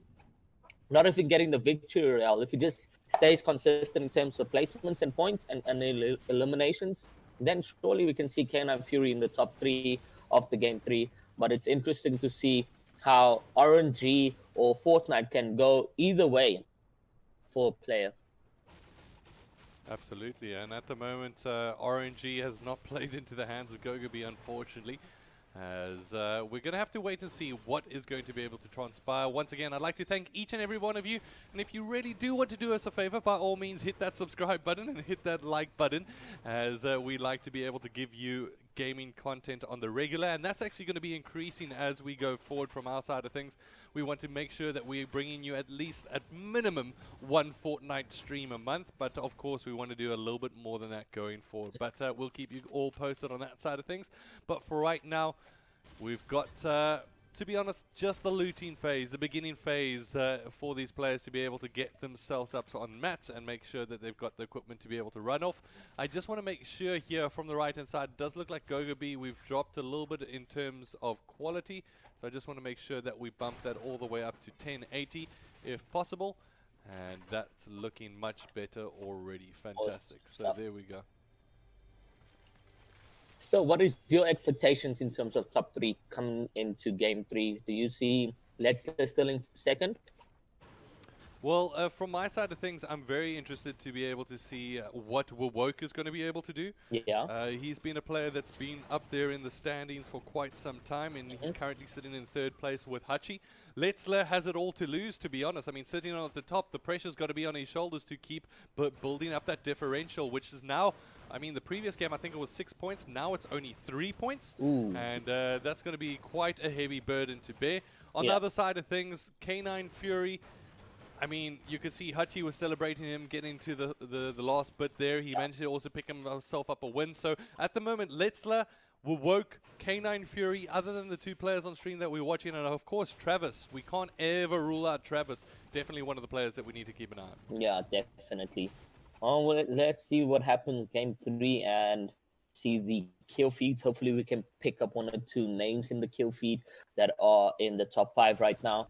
But Gogobi got some good guns right now. A blue AR and a blue tech. Those guns definitely gonna help him out in terms of getting eliminations and so forth. Yeah, I mean, those all important eliminations. And I mean, there has been a couple of question marks raised in terms of what are these players going to be able to prioritize now? Will it be placement? Will it be eliminations? And we're going to just have to wait and see. We're expecting Gogobi maybe to get a little bit more aggressive in this game, but that is a difficult task in itself. Whereas on our left-hand side, Hachi's definitely getting very, very aggressive, but it's with a fishing rod. Yeah, he's got some fishies at hand, and he's chilling right now. Absolutely, a nice calming element. So tell me, Era, on your thoughts in terms of, I know that floppers were introduced, and do you think it's something that needs to stay in the game in terms of a health mechanic, or would you like to be able to see it go back to more of a traditional bandages and medkits? No, definitely the floppers have been an essential healing item over the 2 seasons it has been in the game. I wouldn't like to see it go out. We do see some clutches coming in with the storm camping and so forth, because if you run out of mats and you have about 4 floppers on hand, you can easily just sit back while everyone tops forward for you, and then you can rotate under their builds, on their builds, and so forth. So the floppers have been a great essential item to have in the game. To see it removed will make a lot of players angry. 100% will see a lot of players angry, because it's a quick heal. If you get into some action and you need that 50 HP, you're not waiting 5 seconds to drink a big pot. You're waiting 1 second to eat a slurp or a flopper. So honestly, I think to keep it in the game. I hope they do season 3, because it's been one of the best essential healing items introduced in Fortnite. Fantastic. I mean, further from that, maybe we can just extend that part of the conversation. When it comes down to Fortnite and things, I know the thing that I like about Epic Games is they keep it fresh, they keep updating, and they make sure that we can see as much action as possible. It does look like we're getting a little bit of a connection drop from Hachi. I'm not too sure. We'll have to wait and see from that side of things. As it does look like we'll just hold on board here with Gogobi. But further from that, what I was saying is, are there any things in particular when it comes either down to items or essentially equipment, hell, even traps that you want to see included back into the fore? So we did see in the game files over the last few updates that the shadow grenade is coming back, or was going to be introduced. I'd like those to come into the game. It's like, basically it's an item that you throw on yourself and you become invisible, but not entirely invisible. You can see him while he rotates and so forth, but it basically gives you the abilities to jump quite far, not like super far, but if you rotate, you can double jump into the next zone while rotating, keep double jumping, and it lasts about like 10 seconds. That's one of the items I would love to see back. Traps, honestly, I don't want to come back. It ruins the skill gap. So if you're mechanically great and you push into someone's butt, all you need to do is just spam traps and you get like 150 damage outs on them. So trap is a big no from me. I wouldn't want to see that coming back into the Fortnite game. I'd love the mythic weapons to leave from season 3. They've been a huge advantage for the players that land at those POIs. All right, that's quite interesting. I mean, further from that, when it comes down to essentially the traps, I kind of agree with it. I understand that people can find themselves locked up as well as taken out almost immediately without any kind of counterplay being involved, which does become a bit frustrating for players. But further from that, I mean, to be honest, there's nothing worse than just walking into a building and having a random trap there and having to check every single corner as you walk in. As far as it goes when it comes down to the shadows, I find that rather interesting that you would like to be able to get that included. I mean, for a lot of people, that is essentially a free rotation. Yeah. Because, I mean, you're untargetable during that period of time. But further from that, do you think that, I mean, in terms of countering that, it becomes quite tricky. So if you're just saving that as an inventory item at last, do you think that's enough of a sacrifice to be able to be re-included back into the game? I mean, yeah. The good thing is, if you can, it leaves like a trail behind the player, so you can see a player just a little bit, and you can still target him. So if you are able to see a player jumping, you can see where he lands. You can't build that while you're in that mode as well, so you can't build at all. So there's some disadvantages to using it, but if you use it smartly, you can literally jump on walls and walls and walls. As long as you keep jumping from side to side, you can continue rotating on a hill if need be. Those items were really good back then, and we've seen the community happy to see some of the game files being leaked and so forth. And when it was leaked, there's a lot of good yes, it's coming back and so forth. So shadow grenade should come back, honestly. I think so. Great. It's going to be interesting to see if it does get brought back. I wonder if they'll bring up a counter mechanism to that at all, Yeah. in terms of maybe a weapon that exclusively can take down those kind of players, or perhaps something that just, I don't know, if you throw it on them while they're in that shadow form, that makes them slightly more vulnerable. We're going to have to wait and see, but it does look like Gogobi has spotted... No, this before I get too excited, he spotted out a couple of bots from his side, but it does look like he's trying to at least pick himself up a sniper rifle off of one of them as he takes down the henchman. And there we go, picks up the heavy.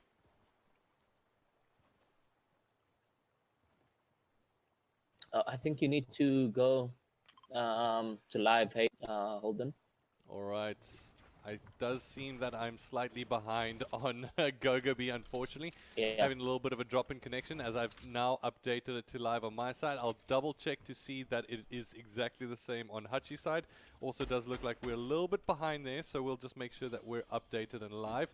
As at the moment it's Gogobi without any kills from his side of things, but neither any kills from Hutchie's side.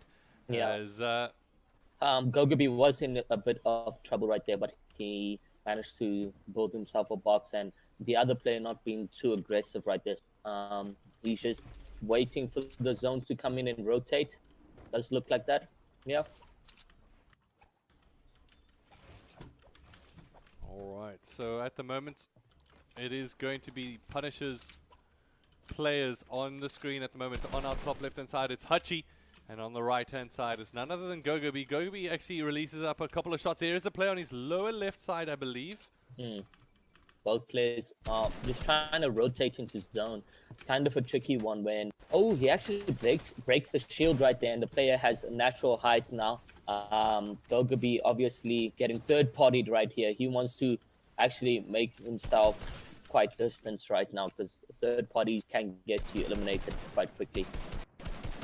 100%, as he does see the player right at the top there. It does look like he's going to get some gunfire from behind. So once again, Aero, it does look like you're slightly ahead of me. Once again, I'm just going to quickly reset on the side of Gogobi to see if we can get this as live as possible, as we double our way back to the Duo Streamer screen. And it does look like Gogobi's safe, as he's going to be able to get himself some cover inside this farmhouse. And at the moment, we'll be able to put down the mark in the middle of the circle. Outside Frenzy Farm at the moment, Gogobi finds himself with a blue AR, blue tack, as well as that heavy in the back pocket. It has no HP or meds or a med kit or any floppers to be able to work with. All he has is 3 minis at the moment, should his health get knocked again. Going far into the zone and rotate along the zone is actually quite a smart play, because he's going to the short side of the zone right there. So he won't be able to... The zone will be moving kind of slow, so he's doing some good rotations right here, and obviously trying to get as much mats as he can, as he was quite focused quite early on. So burnt a lot of wood right there and some bricks. So Gogobi doing some smart plays right here. Does he play, and will he get the elimination? Doesn't get that snipe, unfortunately. Oh, there we go. We only saw the snipe now, but it does look like for a consolation prize, he puts a bullet in his backside and says, you know what? Guess what? I'm behind you, mate, if you want to take on this fight. And at the moment, on Hutchie's side of things, he's essentially got his driver out and is just running around, not finding anybody just yet. However, Gogobi spots this player on his right-hand side. Will he decide to go with the heavy? As he doesn't commit directly just yet. He knows he's within cover at the moment in terms of line of sight. As he takes his eyes off of him there for a second and decides to just try get up a couple of bullets. And for right now, Gogobi sitting in a little bit of a precarious position as he finds himself tagged and now will make his way inside the house. He does have a couple of minis to be able to work with, so that should be able to get him back up to 100 if he decides to utilize them. And that's more than likely what he's going to do right here. Yeah, no. Gogobi also farming the wood right here. He does need these mats, and yeah, comfortable right now. But not center zone, so he's going to see himself rotating. And he is on the lower side of the map, so you can see some players are on height over here, but making his way out the box to get some more brick right here. All right, so at the moment it does look like Gogobi is going to be making his way up towards this hill.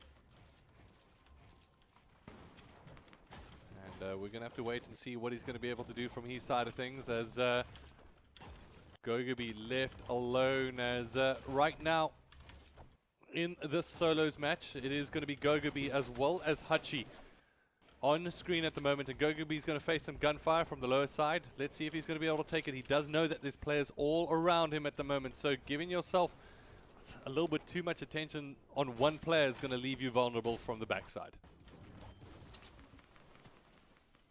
We also have Leobonic still alive in this one, so that's interesting. We should see how his rotations will be as he needs to rotate into the next zone. Alright, at the moment it does look like Gogobi has found himself a little bit of a bush to hide behind for a couple of seconds, but builds up some cover. This is where it really gets closer and hotly contested between the players, as Gogobi is going to be able to build himself up. Actually does find himself a drop over there and does get a launch pad out of it as well. Alright, so at the moment we're going to keep an eye on Gogobi down to the top 28, still without any eliminations for either one of the players that we have been watching so far. And that means that we've still got a long way to go as we're down essentially to the final few. But this is where it really starts to get interesting. You can hear the gunfires almost like firecrackers all around. And this is going to be a little bit of opportunity for Hachi as well as Gogobi to catch their breath before they plunge themselves into the chaos that is the final circles. We should have seen at least 1 or 2 eliminations coming in from Gogobi, because he is far off down on the leaderboard right here. Placement points is not going to be good enough for him to catch up, but hopefully pushing him towards top 15 maybe, and then game 4, if he stays consistent over the next few games, then we can see him go higher on the leaderboard right now. Woo! Gogobi gets a beautiful snipe right there on Dex, and You're ahead. You're ahead once again, so let's watch it from our side.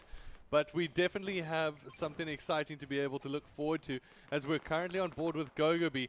I must be a couple of seconds behind at the moment as Gogobi comes up. Whoa!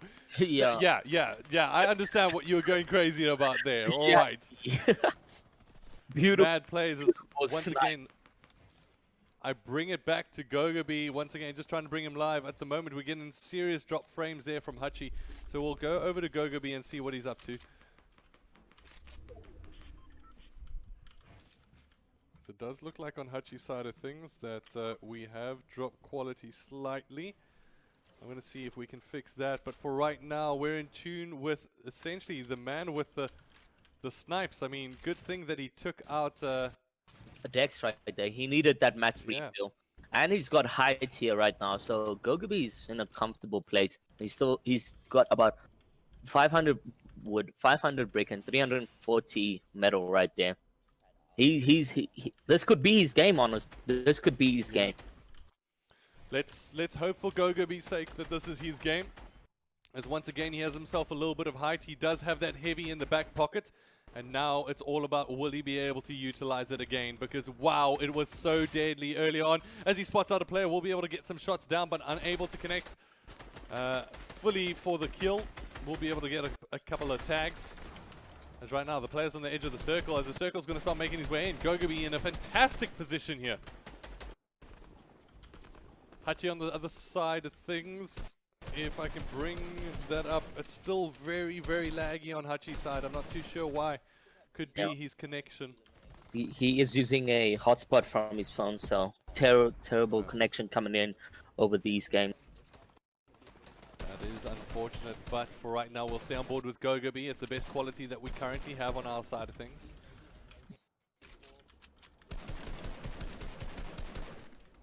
He's sitting down, safe and comfortable. If you do want to be able to check out exactly what the standings are currently, head over to acgl.co.za. The description is in the box below if you just want to be able to click that link. But for right now, it is Punishers. Both players were in it. Unfortunately, Hachi's stream from my side even went off there for a second, so definitely experiencing some connection issues when it comes down to his upload. Yeah. But we'll stay with Gogobi. 18 players alive, 1 elimination coming in from Gogobi. He does have a lot of mats, and it's quite near him, so he's going to top quite easily. Hopefully gets like 1 or 2, 3 more eliminations coming in the rotations to push him further up on the leaderboard. But actually this looks like it's going to be a Gogobi's game, but let's wait and see. Like, Fortnite can go either way, but really good rotations coming in from Gogobi right there. Right, does look like Gogobi is going to be able to get some good shots down on his opposite numbers at the moment. Unfortunately, not going to be able to get up a full kill as he reloads his golden scar. And now we'll be able to get some damage down once again. Not getting the kill just yet as Gogobi pushes himself down into the top 18. Will he be able to have the rotations to get himself through? It's about 28 seconds before that storm makes its way fully to the next circle. As an RPG will rain its way down, it's going to be Gogobi pushing himself up. Higher and higher he goes at the moment, trying to stay in tune with him. But it does seem like we get a couple of drop frames from our side, unfortunately. Gogobi at the moment locked down on the top side. Does get into the zone successfully. No eliminations yet. Does pick out a player, gets a couple of tags on him, not fully securing that. Only 480 wood right here. Going to the next zone he needs. Alright, so completely dropping once again on our side of things. I'm not too sure why we're losing this connection with Gogo, especially when it is so tight. Right now we're down to the top 13. This is huge for Gogobi as he pushes himself further. He needs to try come up clutch here for himself as well as even his teammates that watch and cheer him on. At the same time, Hachi is very much still in this game. No mats, and he does get an elimination on Sane Nate, who's also in the punishers right there. He does refill on mats right now. He's in a comfortable position to get the 7 people alive, 2 eliminations at hand. And honestly, what he needs to do is drink a half pot right here. Does see a player down below, gets another elimination, but getting targeted right there. And just like that, it looks like he's whittled down to 22 as he takes down Mist Conqueror at the moment. We'll be able to pop up a couple of minis. We'll get pressured from the top here as he will get himself up to 50 HP. Will he be able to pop the big? That is the question. He does pop a big, and Hachi does go. He does die at 8th place, by the way. Gogobi right here, 127 HP. This is a situation we saw with Hachi last game. But will Gogobi be able to clutch this and maybe get a Vic Roy? This is what you'd like to see in this situation where you have bad games and you come on top with good mentality right now.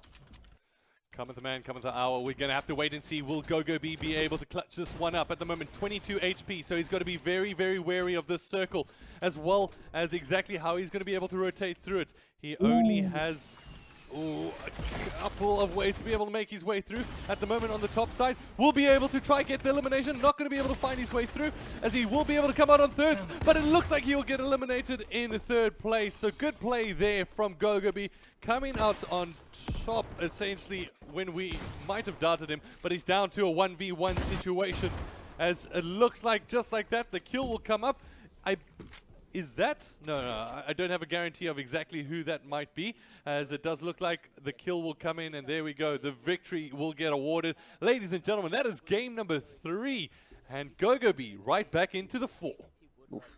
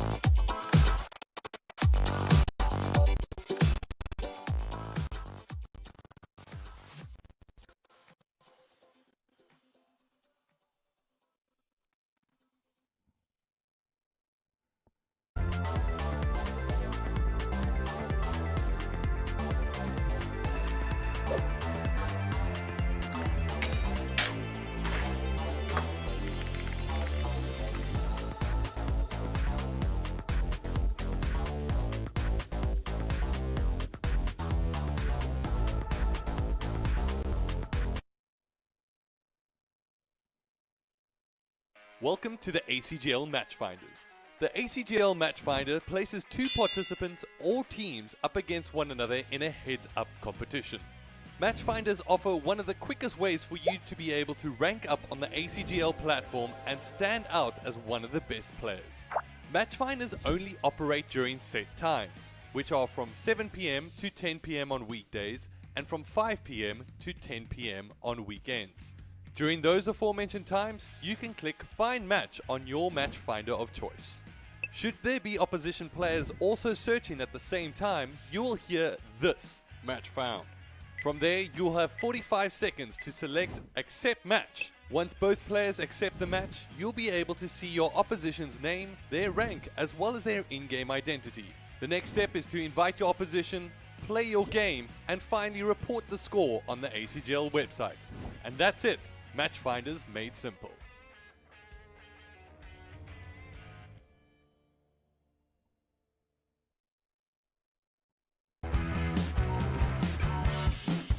Play like a pro and control esports games with the new MAG 251 RX. With 240Hz refresh rate and 1 ms response time, you have the advantage of a display that is as sharp and smooth as it can get, even when in motion. Having a fast and responsive IPS grade panel together with wide color gamut, you can enjoy the best viewing angles, vivid and lifelike colors, enhancing your gaming experience. To eliminate screen tearing and stuttering, the MAG 251 RX has FreeSync and is officially certified for G-Sync compatible. No matter which graphics card, you will have a smooth gaming experience. MSI's dedicated gaming OSD app lets you create optimal profiles for each game, which you can activate instantly with hotkeys. Also benefit from split windows functions, remote display control, and much more. And when it comes to details in dark areas, night vision will intelligently take care of just that. This monitor is also HDR 400 certified, enhancing even more details with contrast and shadow adjustments. The MAG 251 RX also comes with MSI Mystic Light, choose your colors. And there's also the integration of USB Type-C at your convenience. Want to know more? For all other features and information, please go check out the product page, and thanks for watching.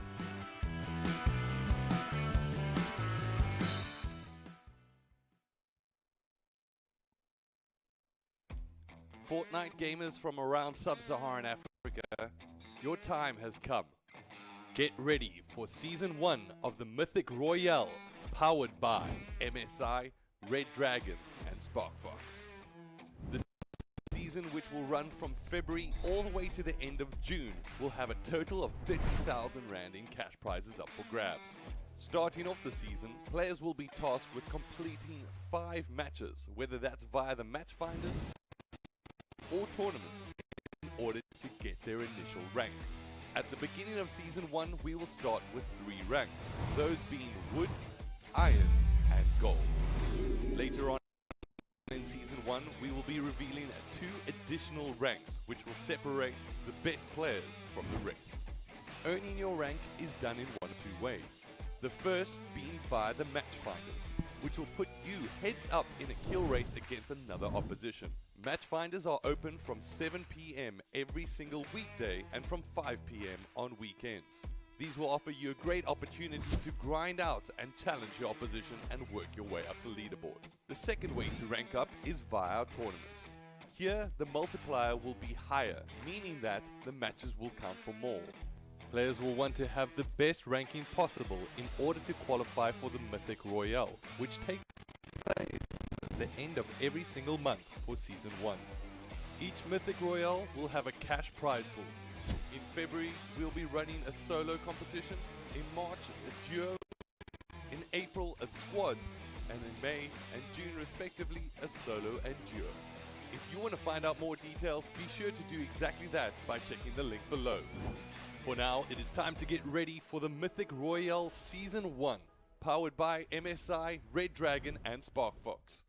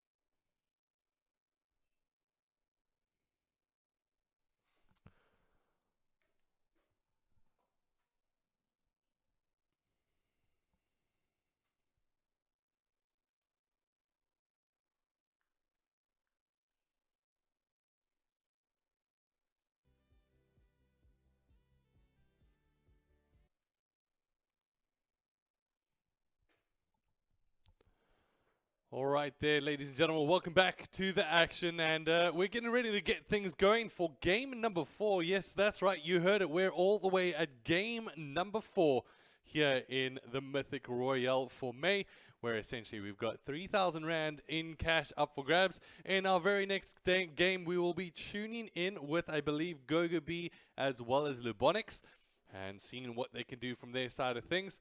And I believe Hutchie as well has just restarted his stream, so hopefully we're not going to have as many connection issues as we had previously. That being said, it looks like the players are jumping into their lobbies, but before we go to them live, let's just quickly have a look at the results from game number 3. And I believe Aero is also here. Aero, how are you doing on that side of things? I'm doing great. Some good games coming in from GoGoB right there in game 3. So nice to see that he brought up the mentality for the game 3, and I say we did well in that one. Absolutely. I also think that he did really well. But that being said, it does look like we've got a little bit of a switch taking place on the leaderboard at the moment, as it's Travis that is actually on top with 9 eliminations, 1 win. He must have won the last game. Yeah.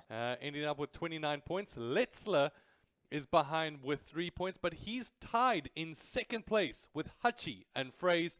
Then we've got Volts in 5th place, Woke in 6th place. And let's go a little bit lower. K9 Fury in 7th, 9th, then Transporter, and then Luca in 10th. GoGoB sitting in 12th place at the moment. Needs another big game to see what he's going to be able to do. But before we have a look there, let's jump on board with Lubonix to see what he's getting up to on his side. Just look at the DM message. I need the stream for Hachi. All right, we'll get that across to you in a second. I believe Hachi has just reset, so I will forward that to you on your brand new phone, good sir. So don't stress about that. Awesome. And it looks like at the moment, Letzler and the crew have quite a bit of work to be able to do on their side. However, when it comes down to Hachi, he's definitely one of the players that I want to be able to keep an eye on, and I'm really glad that he managed to get himself resetted and reorganized before we kick off this game number 4. And at the moment, we're on board with Lubonix. Anything in particular that you want to see from Lubonix's side in this game number 4? He did do relatively okay in the game 3, where he made it to end game. But while rotating, he actually died. He had 0 eliminations as well on that one. So just like how GoGoB brought his game back up in game 3, I would like to see Lubonix doing the same in game 4. Hoping for some consistency there.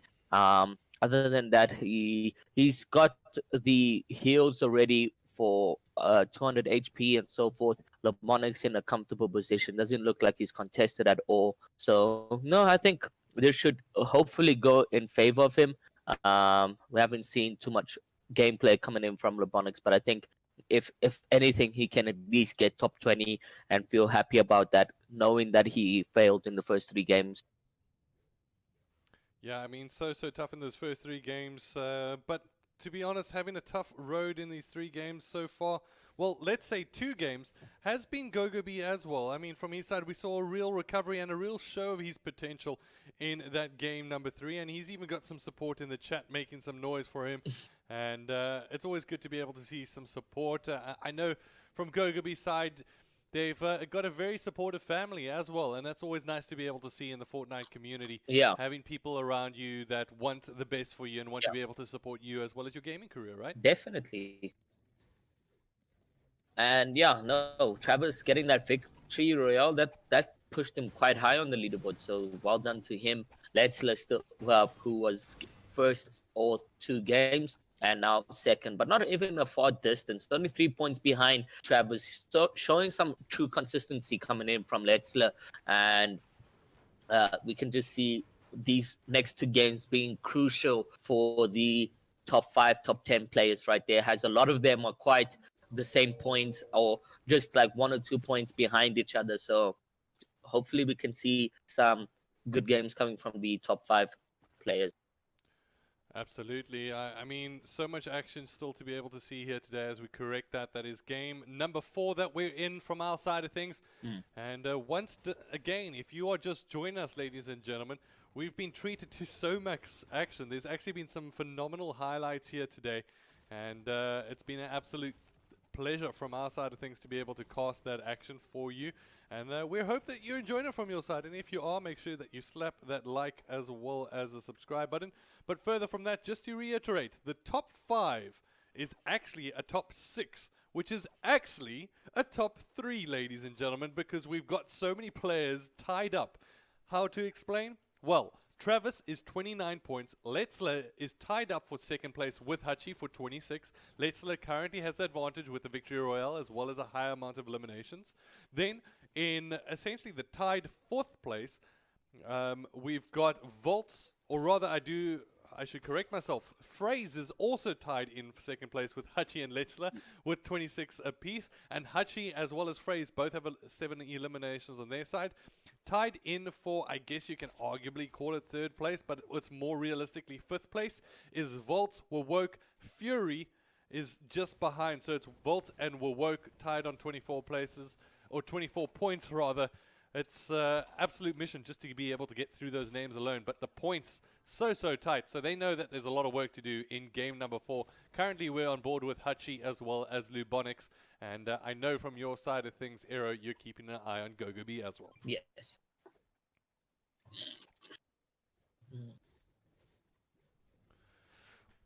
All right. So as we kick off game number 4, I want to find out from you guys in the chat, who are you supporting? Who are you backing? Who do you think is going to be able to win the Mythic Royale? And we'll be sure to give out, I'm sure, a couple of shout outs to those who do make any kind of predictions at this point. Yeah. So, Mythic Royale, 3 months in, right? Am I correct to say that? Hold on. We're technically, this is the 3rd month, absolutely. Yeah. Coming from doing these tournaments, what have you learned in the fortnights today in terms of your players and so forth? Well, for me, I think it's just been a little bit of a learning curve, to be honest, with a couple of the Fortnite players in terms of just being able to see who's at the top. Also, the meta's currently changed drastically compared to when I used to play a little bit way back in probably Season 2. But for me, the biggest thing is, to be honest, there's constant updates with the Fortnite community. The thing that frustrates me the most is, to be honest, from a tournament host perspective, when you want to be able to have custom lobbies, is just the fact that there's no lobby system. So you can't necessarily manage the player bases in the lobbies. So that becomes a little bit of a nightmare at times. Yeah. And then further from that, having some kind of broadcast mode available would help us so much. Yeah, definitely. So from a tournament organizing point of view, it's not necessarily perfect as a game title. It requires a lot of work, which is a little bit draining and unfortunate at times. I mean, for us, we know how hungry this community is, and there's been a couple of things that we definitely want to be able to increase our activity on. One of those is custom lobbies and being able to have more qualifier-based operations on that side of things. But there's also a couple of new things that we brought across for this season, such as the match finders, which have been absolutely phenomenal to see how the players rank up, constantly engage every single night, it seems. And there's always seems to be a player searching for a game, which is fantastic to see from our side of things. Yeah, that's great. There's been some... So I guess it's a couple of good, a couple of bad, but you take it and you always try focus on the solutions. I think that's the key point, and that's what we try to do from our side. That's perfect. That's perfect. And you favoring any players in this tournament? Do you have any predictions? I never favor players, but I do love seeing action and players that like to get... I love to see action on screen, to be honest. And players that will, as you guys lovely put it, it is maybe one of the more different ways to be able to say players are getting aggressive. It's W keen, or so I've learned, is that players that do take the challenges, that like going head-to-head, that play for those eliminations and points, but by all means, you kind of have to take the balance of that. Sometimes it can just be completely risky and unwarranted at times. So when it comes down to some of the players that I've seen in this tournament thus far, I mean, Riot's had a great start to the season, I think, early on in the first 2. Travis has always been doing relatively well. Gogobi, to be honest, has been a little bit up and down at times, and I'd love to be able to see some more consistency from him in the ACGL tournaments. He's had some tough times as well. Then further from that, the Bravado Gaming team with Neymar as well as Kareem managed to come up with some phenomenal plays. What's a bit strange to me at times, it just sounds so casual from them. I mean, they're running around, they're having a laugh. Oh, and just like that, it does look like Lebonix will get eliminated. So it does look like we'll be able to bring GoGoB up on the screen in just a little bit. But so far, I mean, from the players themselves, it's been really good to get the feedback from them. And to be honest, we want to make sure that we keep a dialogue. And that's why we always say in terms of the chat that we're always open to suggestions, as long as they come in early enough. The biggest thing that sometimes people always air their grievances during a tournament, but also it's about, listen, you need to be able to help us build this at the same time, and that's what we're trying to do from our side of things. As you know, in this game, there's so many nuances that constantly get updated and changed. Yeah. But it does look like Hachi has some action on screen, so maybe we should jump onto that before I give more details. Yeah.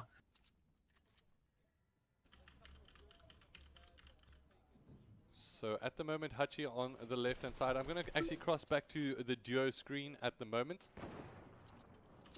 He is tagging the player, just playing with him a little bit on the player rotating, but Hachi right here getting his rotation. So furthermore, just leaving the fight that he was involved in and going in for that refresh on mats on the trees and so forth.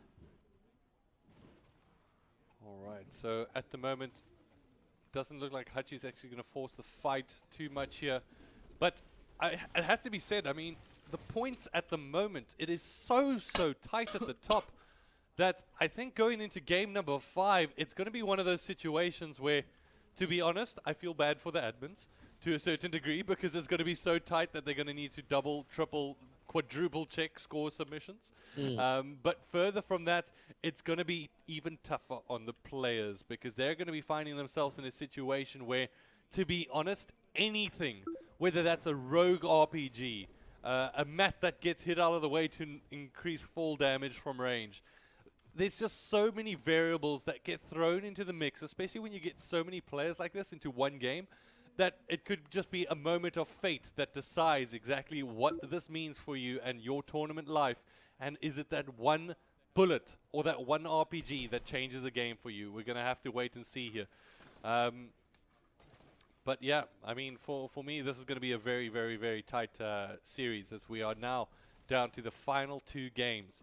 Aero, from your side of things, is there anybody that you're leaning towards? I mean, in terms of big game temperament, BMT, big match temperament rather, do you believe that there's anybody that stands out on the top of that list? Not really, hey, but all these players were in top 5. Phrase, although Phrase being really consistent in this tournament, I haven't seen him in action or in the top 5, so big things happening for him in this tournament right here. Chilling in 4th place.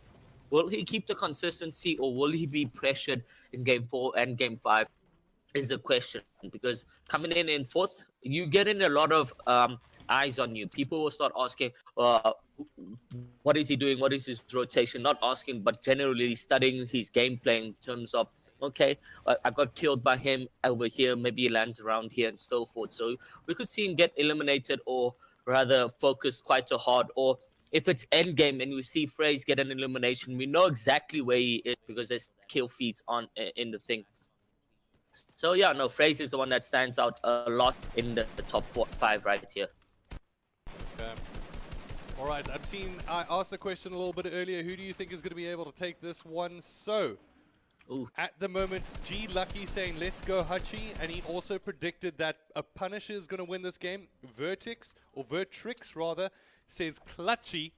And Izzy DS says, I like the way you think when it comes down to the Punisher's going to be able to take this one. So, a lot of favor being leaned in the side of the Punishers, but at the moment it does look like Hachi's found himself in a little bit of predicament as he's ducking and diving through a couple of bullets. Yeah, burning through a lot of mats as well, but has needed, because he doesn't want to get targeted too much, so He needs that height. He needs that height advantage over the other players focusing him right here. But Hachi in a comfortable place right now, but surely burning a lot of mats. He's only got 188 with 100 met and 480 brick. That's not going to be sufficient enough unless he gets a kill. And we've seen Clutchy get some kills where he's in unfortunate predicaments right there. So let's just see what Hachi can do right here.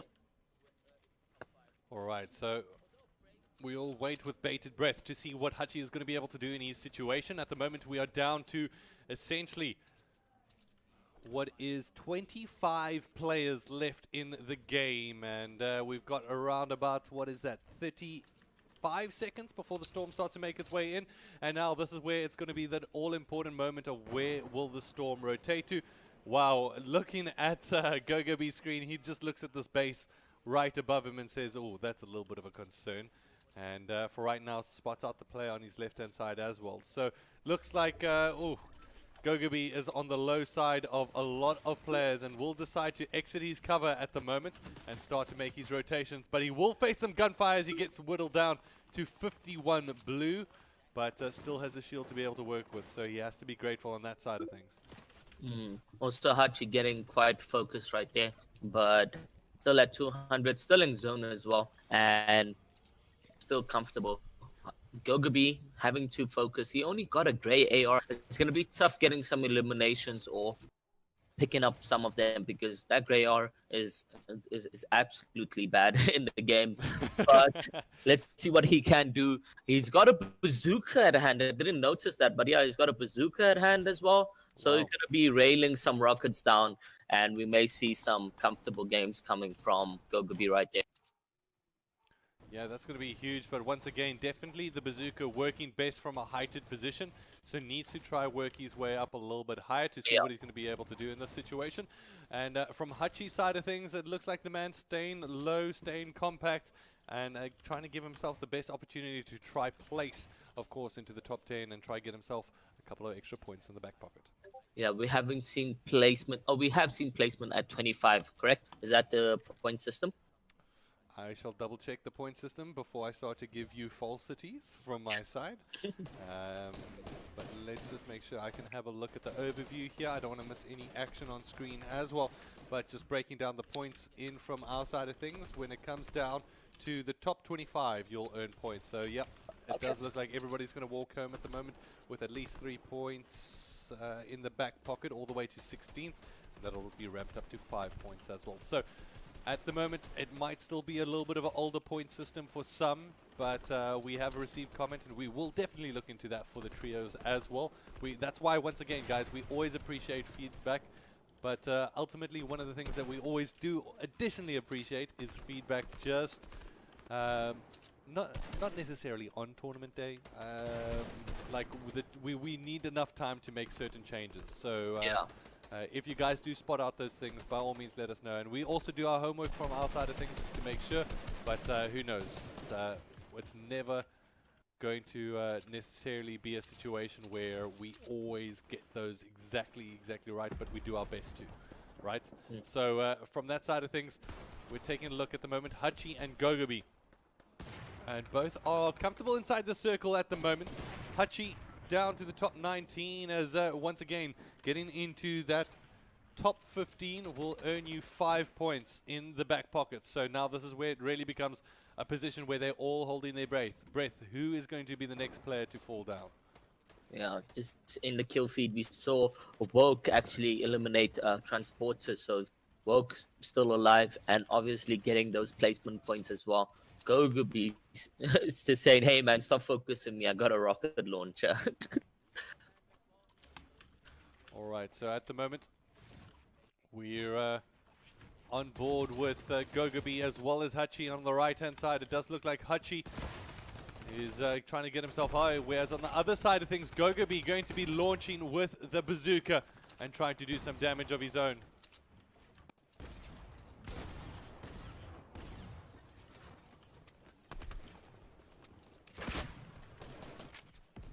Some shots will be fired from Hachi. He does have the green AR. It's only really one step up from the common And at the moment, not really doing too much damage. Each shot maybe effectively looking at 23 damage. And unfortunately, it's just not really enough at this late stage of the game to pick up those elims. Player contesting Gogobi right here, but not too aggressive right now. So 16 players alive, almost hitting that placement points right now is Gogobi and Hachi, who have been doing quite relatively well on Gogobi's side, but Hachi dominating, even though being in unfortunate positions. Alright, so at the moment, Gogobi and Hachi, they're waiting for the circle to work its way in, and we've got around about 5 seconds on Hachi's screen before it does. So we'll wait to see exactly what's going to happen. At the moment, it does look like the storm is going to be falling towards the western side. And it's going to be down to rotations at this point. They've got 20 seconds. They're going to ping the edge, and it's going to be down to, do they have what it takes? Do they have enough mats in the back pocket? Hachi is incredibly low on mats. I think he's got 70 wood as well as 69 plates, metal plates. Yeah. So yeah, or steel. It's gonna be tricky. Whereas Gogobi's in a little bit of a better position. Ooh, Gogobi just got hit quite hard. So luckily he's not focused at all. He will get some time to actually heal up right now. And Hachi's actually working his way towards the edge at the moment. The circle's going to be making its way forward. So this is where Hachi's going to be utilizing his opposition's cover, and he goes in and he will be able to pick up the kill there on Apollo. And just like that, has a med kit, but he doesn't need it. He's got floppers, but he's going to be able to pick up the mats. That's absolutely huge for Hachi at this point. The circle is right behind him. He makes his way forward. It looks like the storm is going to be chasing. Gogobi on the other side of things will be able to pop a full big pot. And Hachi now working his way in down to the top 14. They will get that extra placement point. 13 moving right here. We saw Hachi with almost 0 mats, but manages to pick up an impact frag on that Apollo player right there, and still doing quite well right now, rotating his way into the next zone. He does have floppers at hand, so if anything, he will be able to camp storm, and if he gets into an unfortunate position, but still very comfortable right now. Does pop flopper, gets a good tack, and another kill on Fury. Actually, Fury goes down to Hachi, and Hachi still rotating successfully right here, and the zone just keeps on moving right now. So Hachi has no time to stop, breathe, or take a minute. The pressure is on him right there. Is this Clutchy? Is this the man that we've been watching? Because at the moment, he's seeming like an absolute beast. He managed to get mats when he doesn't have it. He managed to get health previously when he didn't have it. But right now, he's trying to rotate towards the other side. Will be able to get his opposition cracked. But now it's all about, can he work his way forward? At the moment, the shotgun shell's not going to be able to find its target. There's a player right behind him. But will he be able to build himself a little bit of a structure just to be able to get out of the way? At the moment, he's still in the storm, but will work his way down lower. Tries to get the shotgun shell down on his opposite number. At the moment, back into the storm. Will be able to pop down the flopper. Actually, he does get that illumination right there. So huge. Honestly, 4 floppers coming in from Jack's Brody right there. So he's gonna. That's huge. Absolutely massive plays here from Hachi as he does pick up those floppers, as my man Aero mentioned. On the top side, however, it is Gogobi trying to use the heighted advantage. At the moment, Hachi will find himself down low and out of the circle. He needs to pop himself up some health as well if he can, but he's going to be able to pick up some more on the outer edge. Will he be able to stay alive? Does exactly that. Perfect health management here from Hachi as he keeps himself alive, but will he be able to retain himself? He also does have that plunger gun to be able to work his way up into a heighted position, and he does exactly that. He managed to get a shotgun shell down, but he still has a flopper to be able to consume. At the moment, we only have 1 minute 22 seconds as the storm starts to work its way forward. We are down to the top 3, and it does look like we've got both of our players still very much in this game. It does look like Gogobi's screen is slightly behind, however, as hopefully I can just get a quick refresh on that. As we're looking at Hachi's side of things, he is on the low side. We are down to the top 3, ladies and gentlemen. Who's going to be able to come out on top? Both players from the Punisher still very much in this one. Aero, this is absolutely massive at the moment. As it looks like Hachi comes up clutching, and he gets the kill.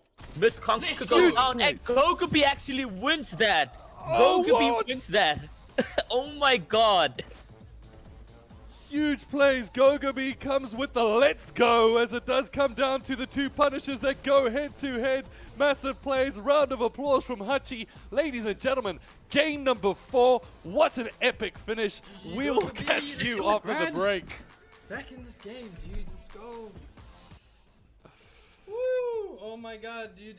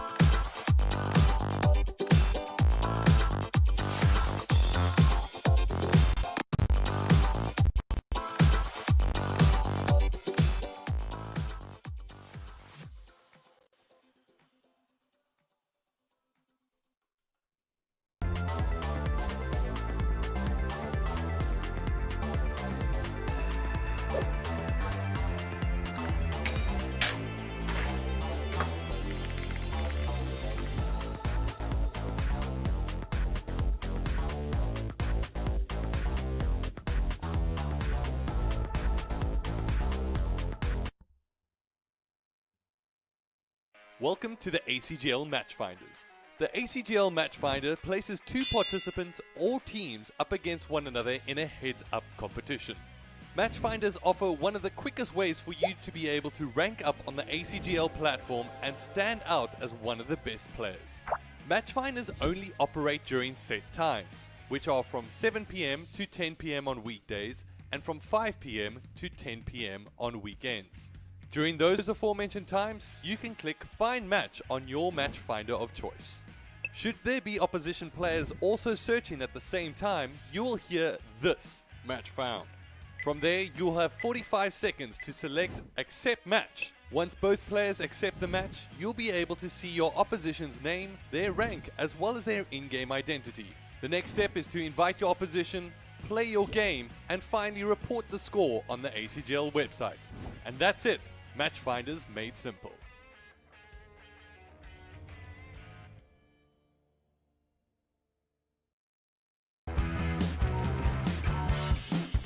Play like a pro and control esports games with the new MYTNIG 251 RX. With 240Hz refresh rate and 1 ms response time, you have the advantage of a display that is as sharp and smooth as it can get, even when in motion. Having a fast and responsive IPS grid panel together with wide color gamut, you can enjoy the best viewing angles, vivid and lifelike colors, enhancing your gaming experience. To eliminate screen tearing and stuttering, the MYTNIG 251 RX has FreeSync and is officially certified for G-Sync compatible. No matter which graphics card, you will have a smooth gaming experience. MSI's dedicated gaming OSD app lets you create optimal profiles for each game, which you can activate instantly with hotkeys. Also benefit from split windows functions, remote display control and much more. And when it comes to details in dark areas, night vision will intelligently take care of just that. This monitor is also HDR 400 certified, enhancing even more details with contrast and shadow adjustments. The MYTNIG 251 RX also comes with MSI Mystic Light, choose your colors. And there's also the integration of USB Type-C at your convenience. Want to know more? For all other features and information, please go check out the product page, and thanks for watching.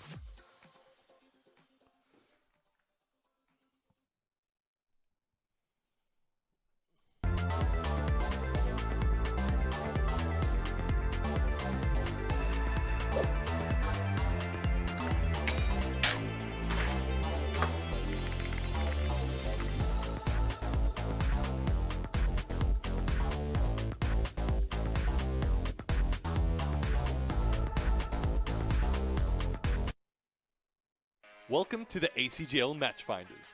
The ACGL Matchfinder places two participants or teams up against one another in a heads-up competition. Matchfinders offer one of the...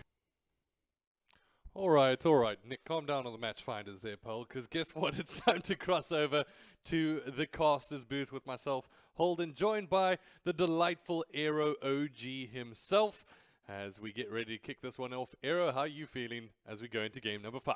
That was a clutch, hey, from Gogubi. He absolutely had 2 bad games, consistent 3rd game, and bringing over a victory royale in game 4. Absolutely beautiful coming in from the Punishers. Hachi, who actually died 2nd, who was almost dead multiple times, who should have not even been 2nd, but obviously being clutchy who he is, he came 2nd in that one. I'm feeling hyped and excited for this one. Waiting from you to see where these players stand. Yeah, at the moment, remember these are the preliminary standings, ladies and gentlemen, before our admins have confirmed the scores. So these results are not final until confirmed by admin. But for right now, let's jump into those results. So for right now, Hachi is actually on top with 11 eliminations, 37 points in total. 2 points behind him is Woke with 35 points. Travis with 34 points, Volts with 31, K9 Fury with 30, Nate, and then the rising star that is Gogobi at the moment, hot on the tails of his competitors, tied up with 27 points with Mist Conqueror, who are in 7th and 8th place respectively. So it does look like the players are ready to jump down in, and this is it, ladies and gentlemen. Game number 5 of the Mythic Royale.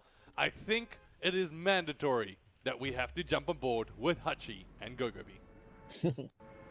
Yeah, no, some good clutches coming in from Hachi, honestly. 1st place, wow.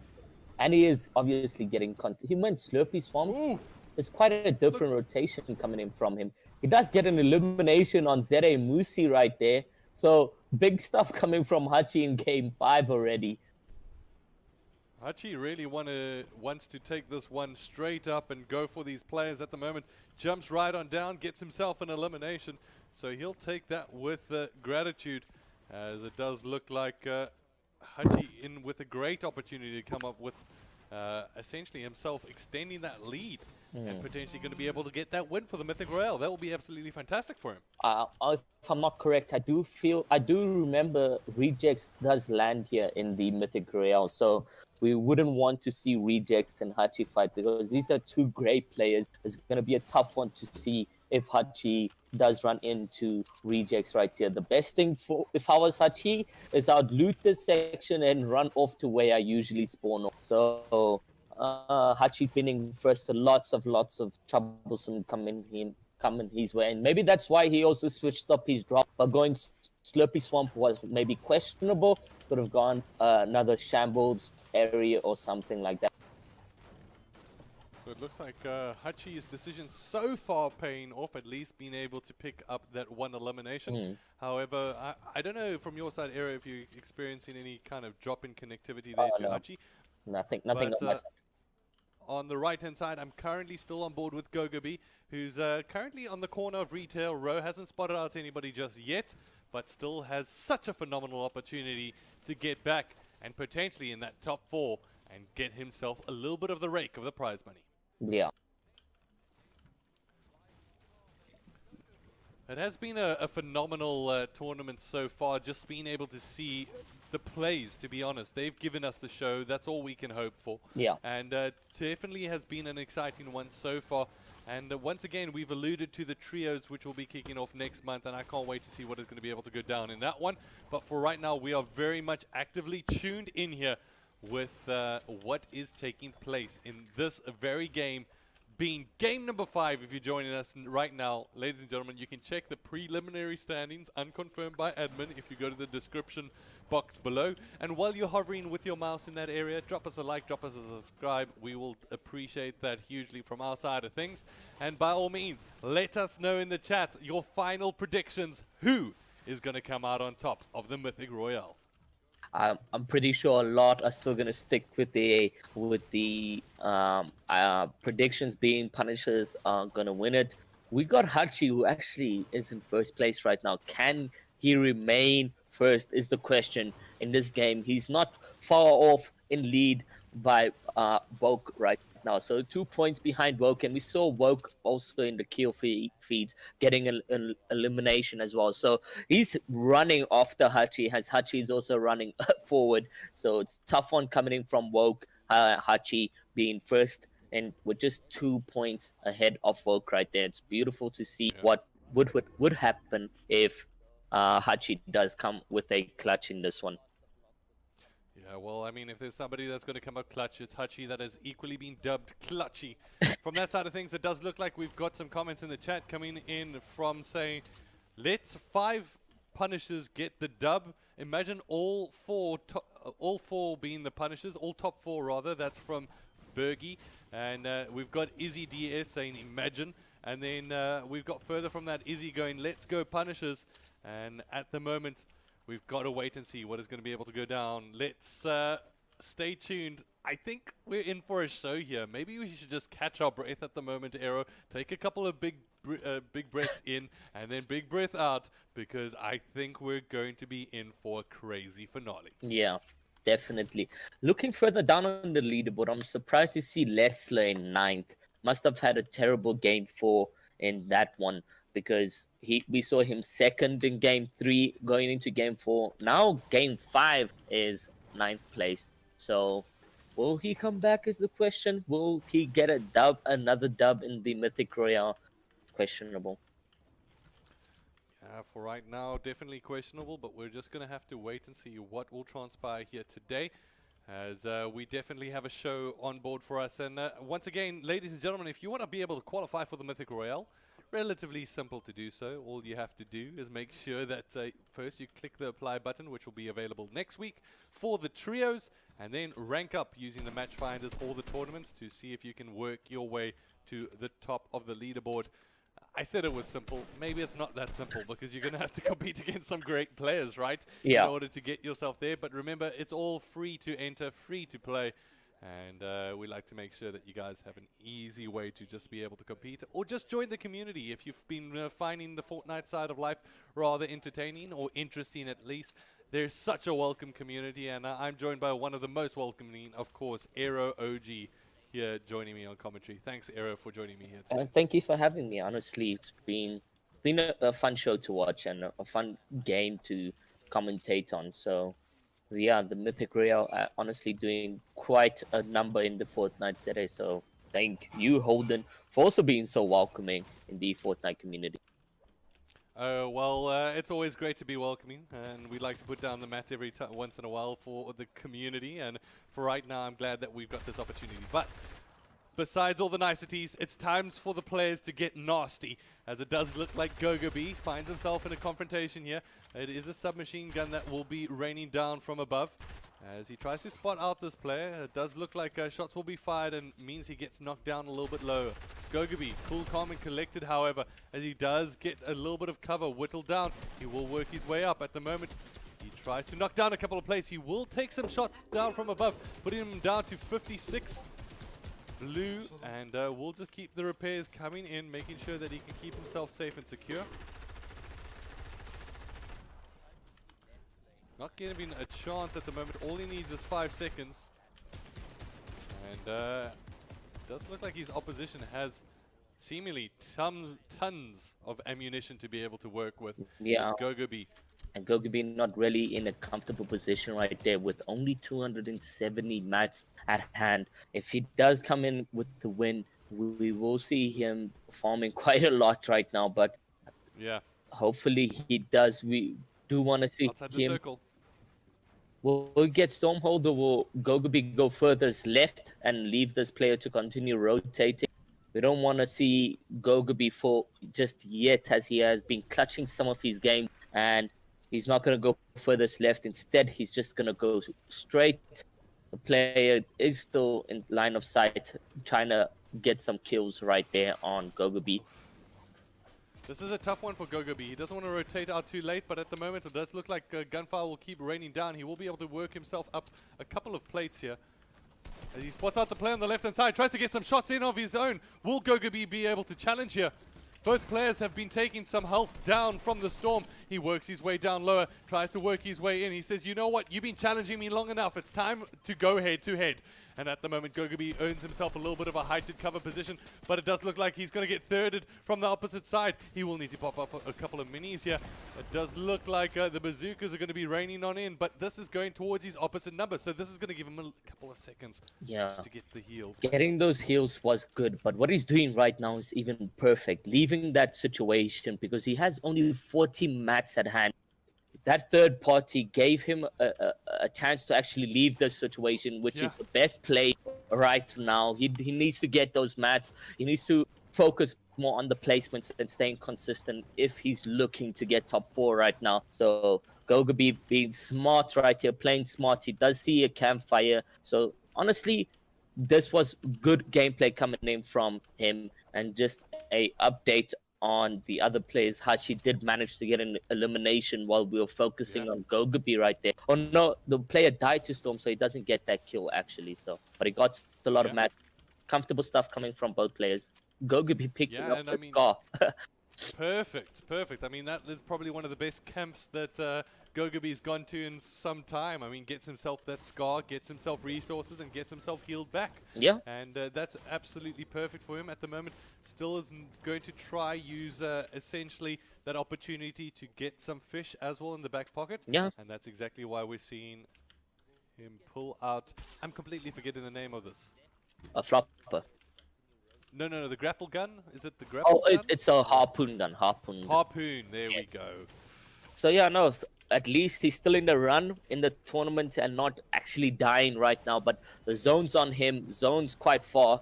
So the safe zone is quite far right there. But the storm's on him right now. So tough situations coming in for Gogobi right there.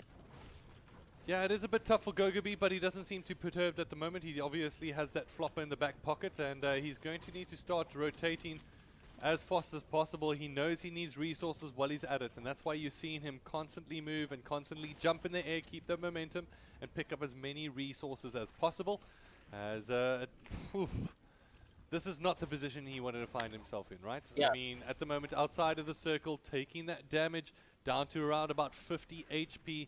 The flopper's in the back pocket, but he actually decides to utilize it and now works his way up. Hopefully there's a jump pad up there for him. So what he's going to do right now is he's going to go up on this rail, and he's actually going to use the rails to rotate further into zone. So yeah, really good stuff coming in from him. There's the zipline play coming. He's going to hop onto the zipline and get closer to zone than he would have on foot. Yeah, that's great for Gogobi, being able to at least get himself rotating in and across. However, Hachi on the other side of things finds himself on the lower riverside and now just finds a player rotating above him. So he's kind of concerned about that heighted position from his opposition. And Gogobi now gets himself relatively close within the circle. He might have spotted out a player below him, I'm not too sure. But it does look like he'll be able to get into the circle just in time, and he still has that harpoon to be able to work with to get himself some HP back. That's absolutely great. There's a fishing spot right there, so he's going to be fishing right now. Eating a flopper. There we go. Multiple perfect. Coming from there, so that's perfect for him. Gogobi's very still much in this one, and I'm sure that the supporter base is going, come on, Gogobi! Yeah. They want to see what he's going to be able to do, as they're very happy that he's able to rotate out of that situation. So currently both players on screen, full health, except for Hachi. I guess we can call it full health, sort of. I mean, he's got 3 HP short of, but very close to. Has 4 floppers in the back pocket, 6 minis. He's got a blue rifle as well as the blue tack. So, I mean, it's a decent loadout. It's not going to be the best one, to be honest. I'd more than likely prefer Gogobi's loadout set in favor. I mean, yes, you're sacrificing essentially the potential of the tack there, but that purple scar does wonders. It's just like it. Your aim doubles up as well with the scar. It's weird. But more floppers coming in on hand right there. So he's got 3 floppers. His mats are looking kind of good right now. At least he's managed to farm some rocks over there.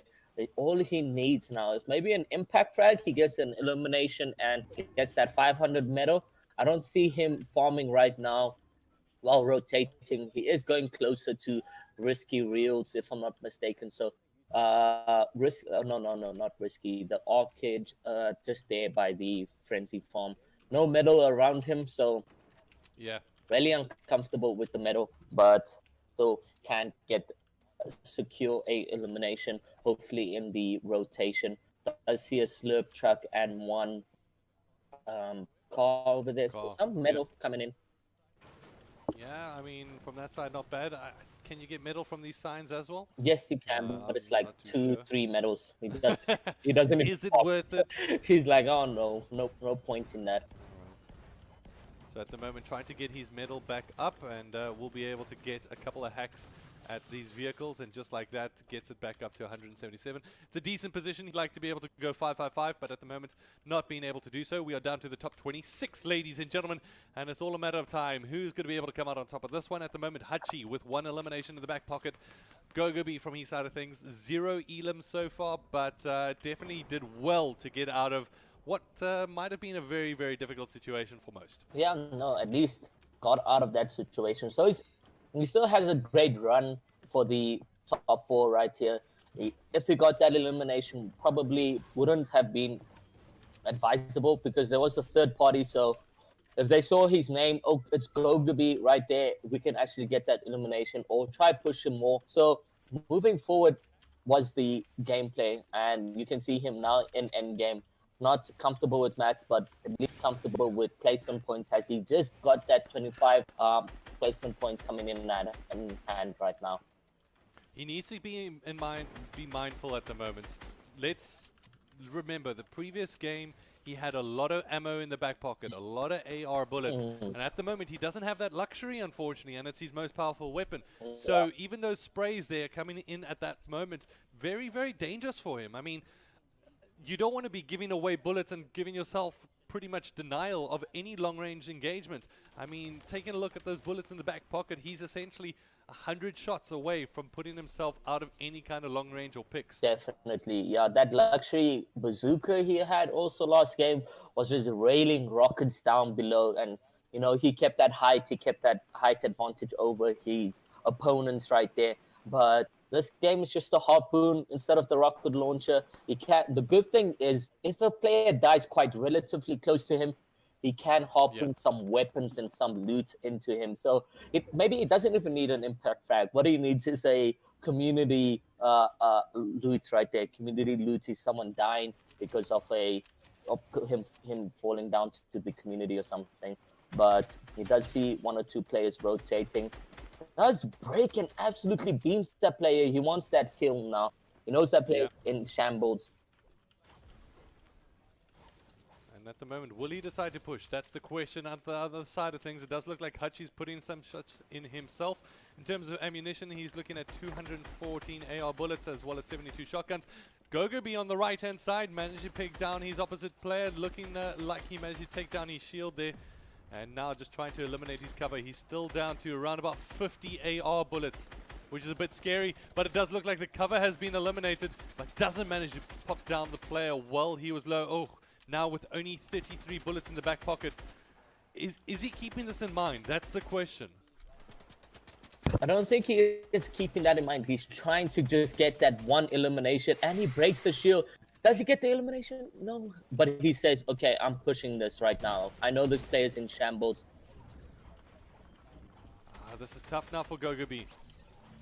He knows that there's players all around him at the moment. Hachi trying to do some damage of his own on the side. Die right here, so player dies quite near, actually, not the player. He is focusing. But Gogobi needs to get this elimination or start focusing on rotating right here. Trying to get some loot is going to be huge as well. He only has 4 AR bullets. Yeah, this is what we questioned a little bit earlier, right? Yeah, you need... He needs that secondary gun for when he misses like one or two, when he gets a good shotgun shot on and starts missing, then he can just immediately pull out that AR and start spamming in the box. But 4 AR ammo is not going to help you at all. It's not. It's really not. It's basically a wasted slot at this point. As he tries to whip out the AR, we'll be able to get 2 shots fired. He's got 2 bullets left. It's not really much at this point in time. He needs to try work into these shotgun fights. Yeah. And The player maybe above him he doesn't sprayed a have little that too much much. builds as well, because he was working through his builds right there. So Gogaby getting a good free rotation right here. He does see a launch, a drop coming in down below. He can't even shoot the drop to come down quicker, but instead he is going to get some brick from this rock, and it's going to give him around about 50 or 100 brick right there. So that is kind of a clutch right there. But oof, 2 AR ammo. 2 AR ammo. That is tough, and he's hoping that essentially this is going to give him an opportunity to try get some ammo back into the 4 as it brings it down into his shelter. Will he be able to get lucky? This is where you roll the die. Yes, he does get some AR, but it's not necessarily enough. But he does get the jump pad as well, which is going to be absolutely crucial going into those rotations the late side of the game, as we see the Precurious. There's a loose of the dodgy circle approaching from the side. We are down to the top 18, ladies and gentlemen. Hachi on his side of things being relatively calm. He's on the edge of the circle in a good opportunity to rotate, but will he be able to come up big? The floppers will get picked up. It doesn't look like he gets rid of the grapple just yet. He still holds on to the AR. This is a tough one. This is going to be a tough one for Gogaby to come out on top, but I don't think we can rule him out. Neither can we rule out Hachi to still come up clutchy. Gogaby with that launch pad. Hopefully no players focusing while he goes through 184 HP right there. He does get tagged just once in that rotation, but manages to land successfully. Yes, successfully he does. And will he drink a hot pot right now is the question. He does need that 40 HP health advantage. He gets a 70 on the shield of his opposite number, but now he decides to work his way forward. Will he be able to pick up these players on rotations? On the other side of things, Hachi's taking heavy amount of gunfire, needs to restore his base. Gogaby, however, gets some brick back into his resource load, and it does look like both of these players from the Punishers still going all the way to the end here.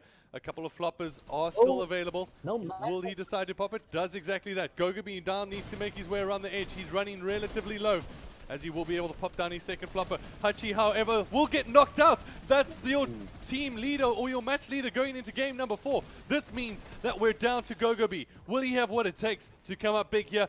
Cometh the hour, cometh the man. Let's see what he's going to be able to do. He pops a big shield as he's right back in this one. We are down to the top 9. Hachi is reduced to a spectator at this point. Yeah, no. Oh no, narrowly misses out on a shotgun and will be able to follow up. No, he gets eliminated. He asks the question, what? As he falls down there. And that is going to be Gogaby finishing in 8th. I'm not too sure. That was so close. The player must have been literally a slither of life away from getting knocked down. But 1 we HP, are right? left to 1 HP indeed. At the moment, we are left down to the final. I don't know who killed him as well. Oh, 1 HP. That's so unlucky. And it looks like at the moment we're watching, we're spectating. Whether we'll be able to see this all the way to the finals, we're going to have to only wait and see. As it does look like these players have found themselves in a very precarious position. Yeah. Hachi from his side of things, I can't even see his screen. And all we have is Gogaby on his side of things. Great play being used here with that plunger. And unfortunately, we get booted out. Ladies and gentlemen, I'm sorry to say that we don't have anything more to be able to showcase you from our side of things. All we can say is that the scores will be submitted, and we're going to make sure that the admins do the most to check out the scores, make sure that they're up to date. Unfortunately, we can't see the end of the game from our side since we don't have a stream to be able to view. But further from that, I'd like to just say, encourage each and every one of you, if you guys want to be able to sign up for next month, the final month of the season, or the Mythic Royale season number 1, there is that exciting trios with the 6,000 Rand prize pool up for grabs. Make sure you get yourself registered. For right now, we await the results to be submitted from the players. And you're more than welcome. Check out that description. Hit that refresh button on the standings, and you'll be able to see the latest scores from the players. Those scores, however, remain unconfirmed until we get that confirmation from the admin that the scores are legit, up to date, and according to but then we'll be announcing that early tomorrow, just once our admins go through it. Otherwise, keep an eye on social media from ACGL. It has been an absolute pleasure. Aero, thank you so much. Is there any final words before we close things off from our side? No final words. Just thank you so much for having me on the show and commentating alongside you. It's been an honor once again, and I honestly look forward to the action that will be happening in the Mythic Royale tree. It's going to be one fun one to watch. Absolutely. I can't wait to see what is going to happen. Aero, thank you so much once again for dedicating your time and support for the Fortnite community, as you so often do. For myself, Nick Holden, and the rest of the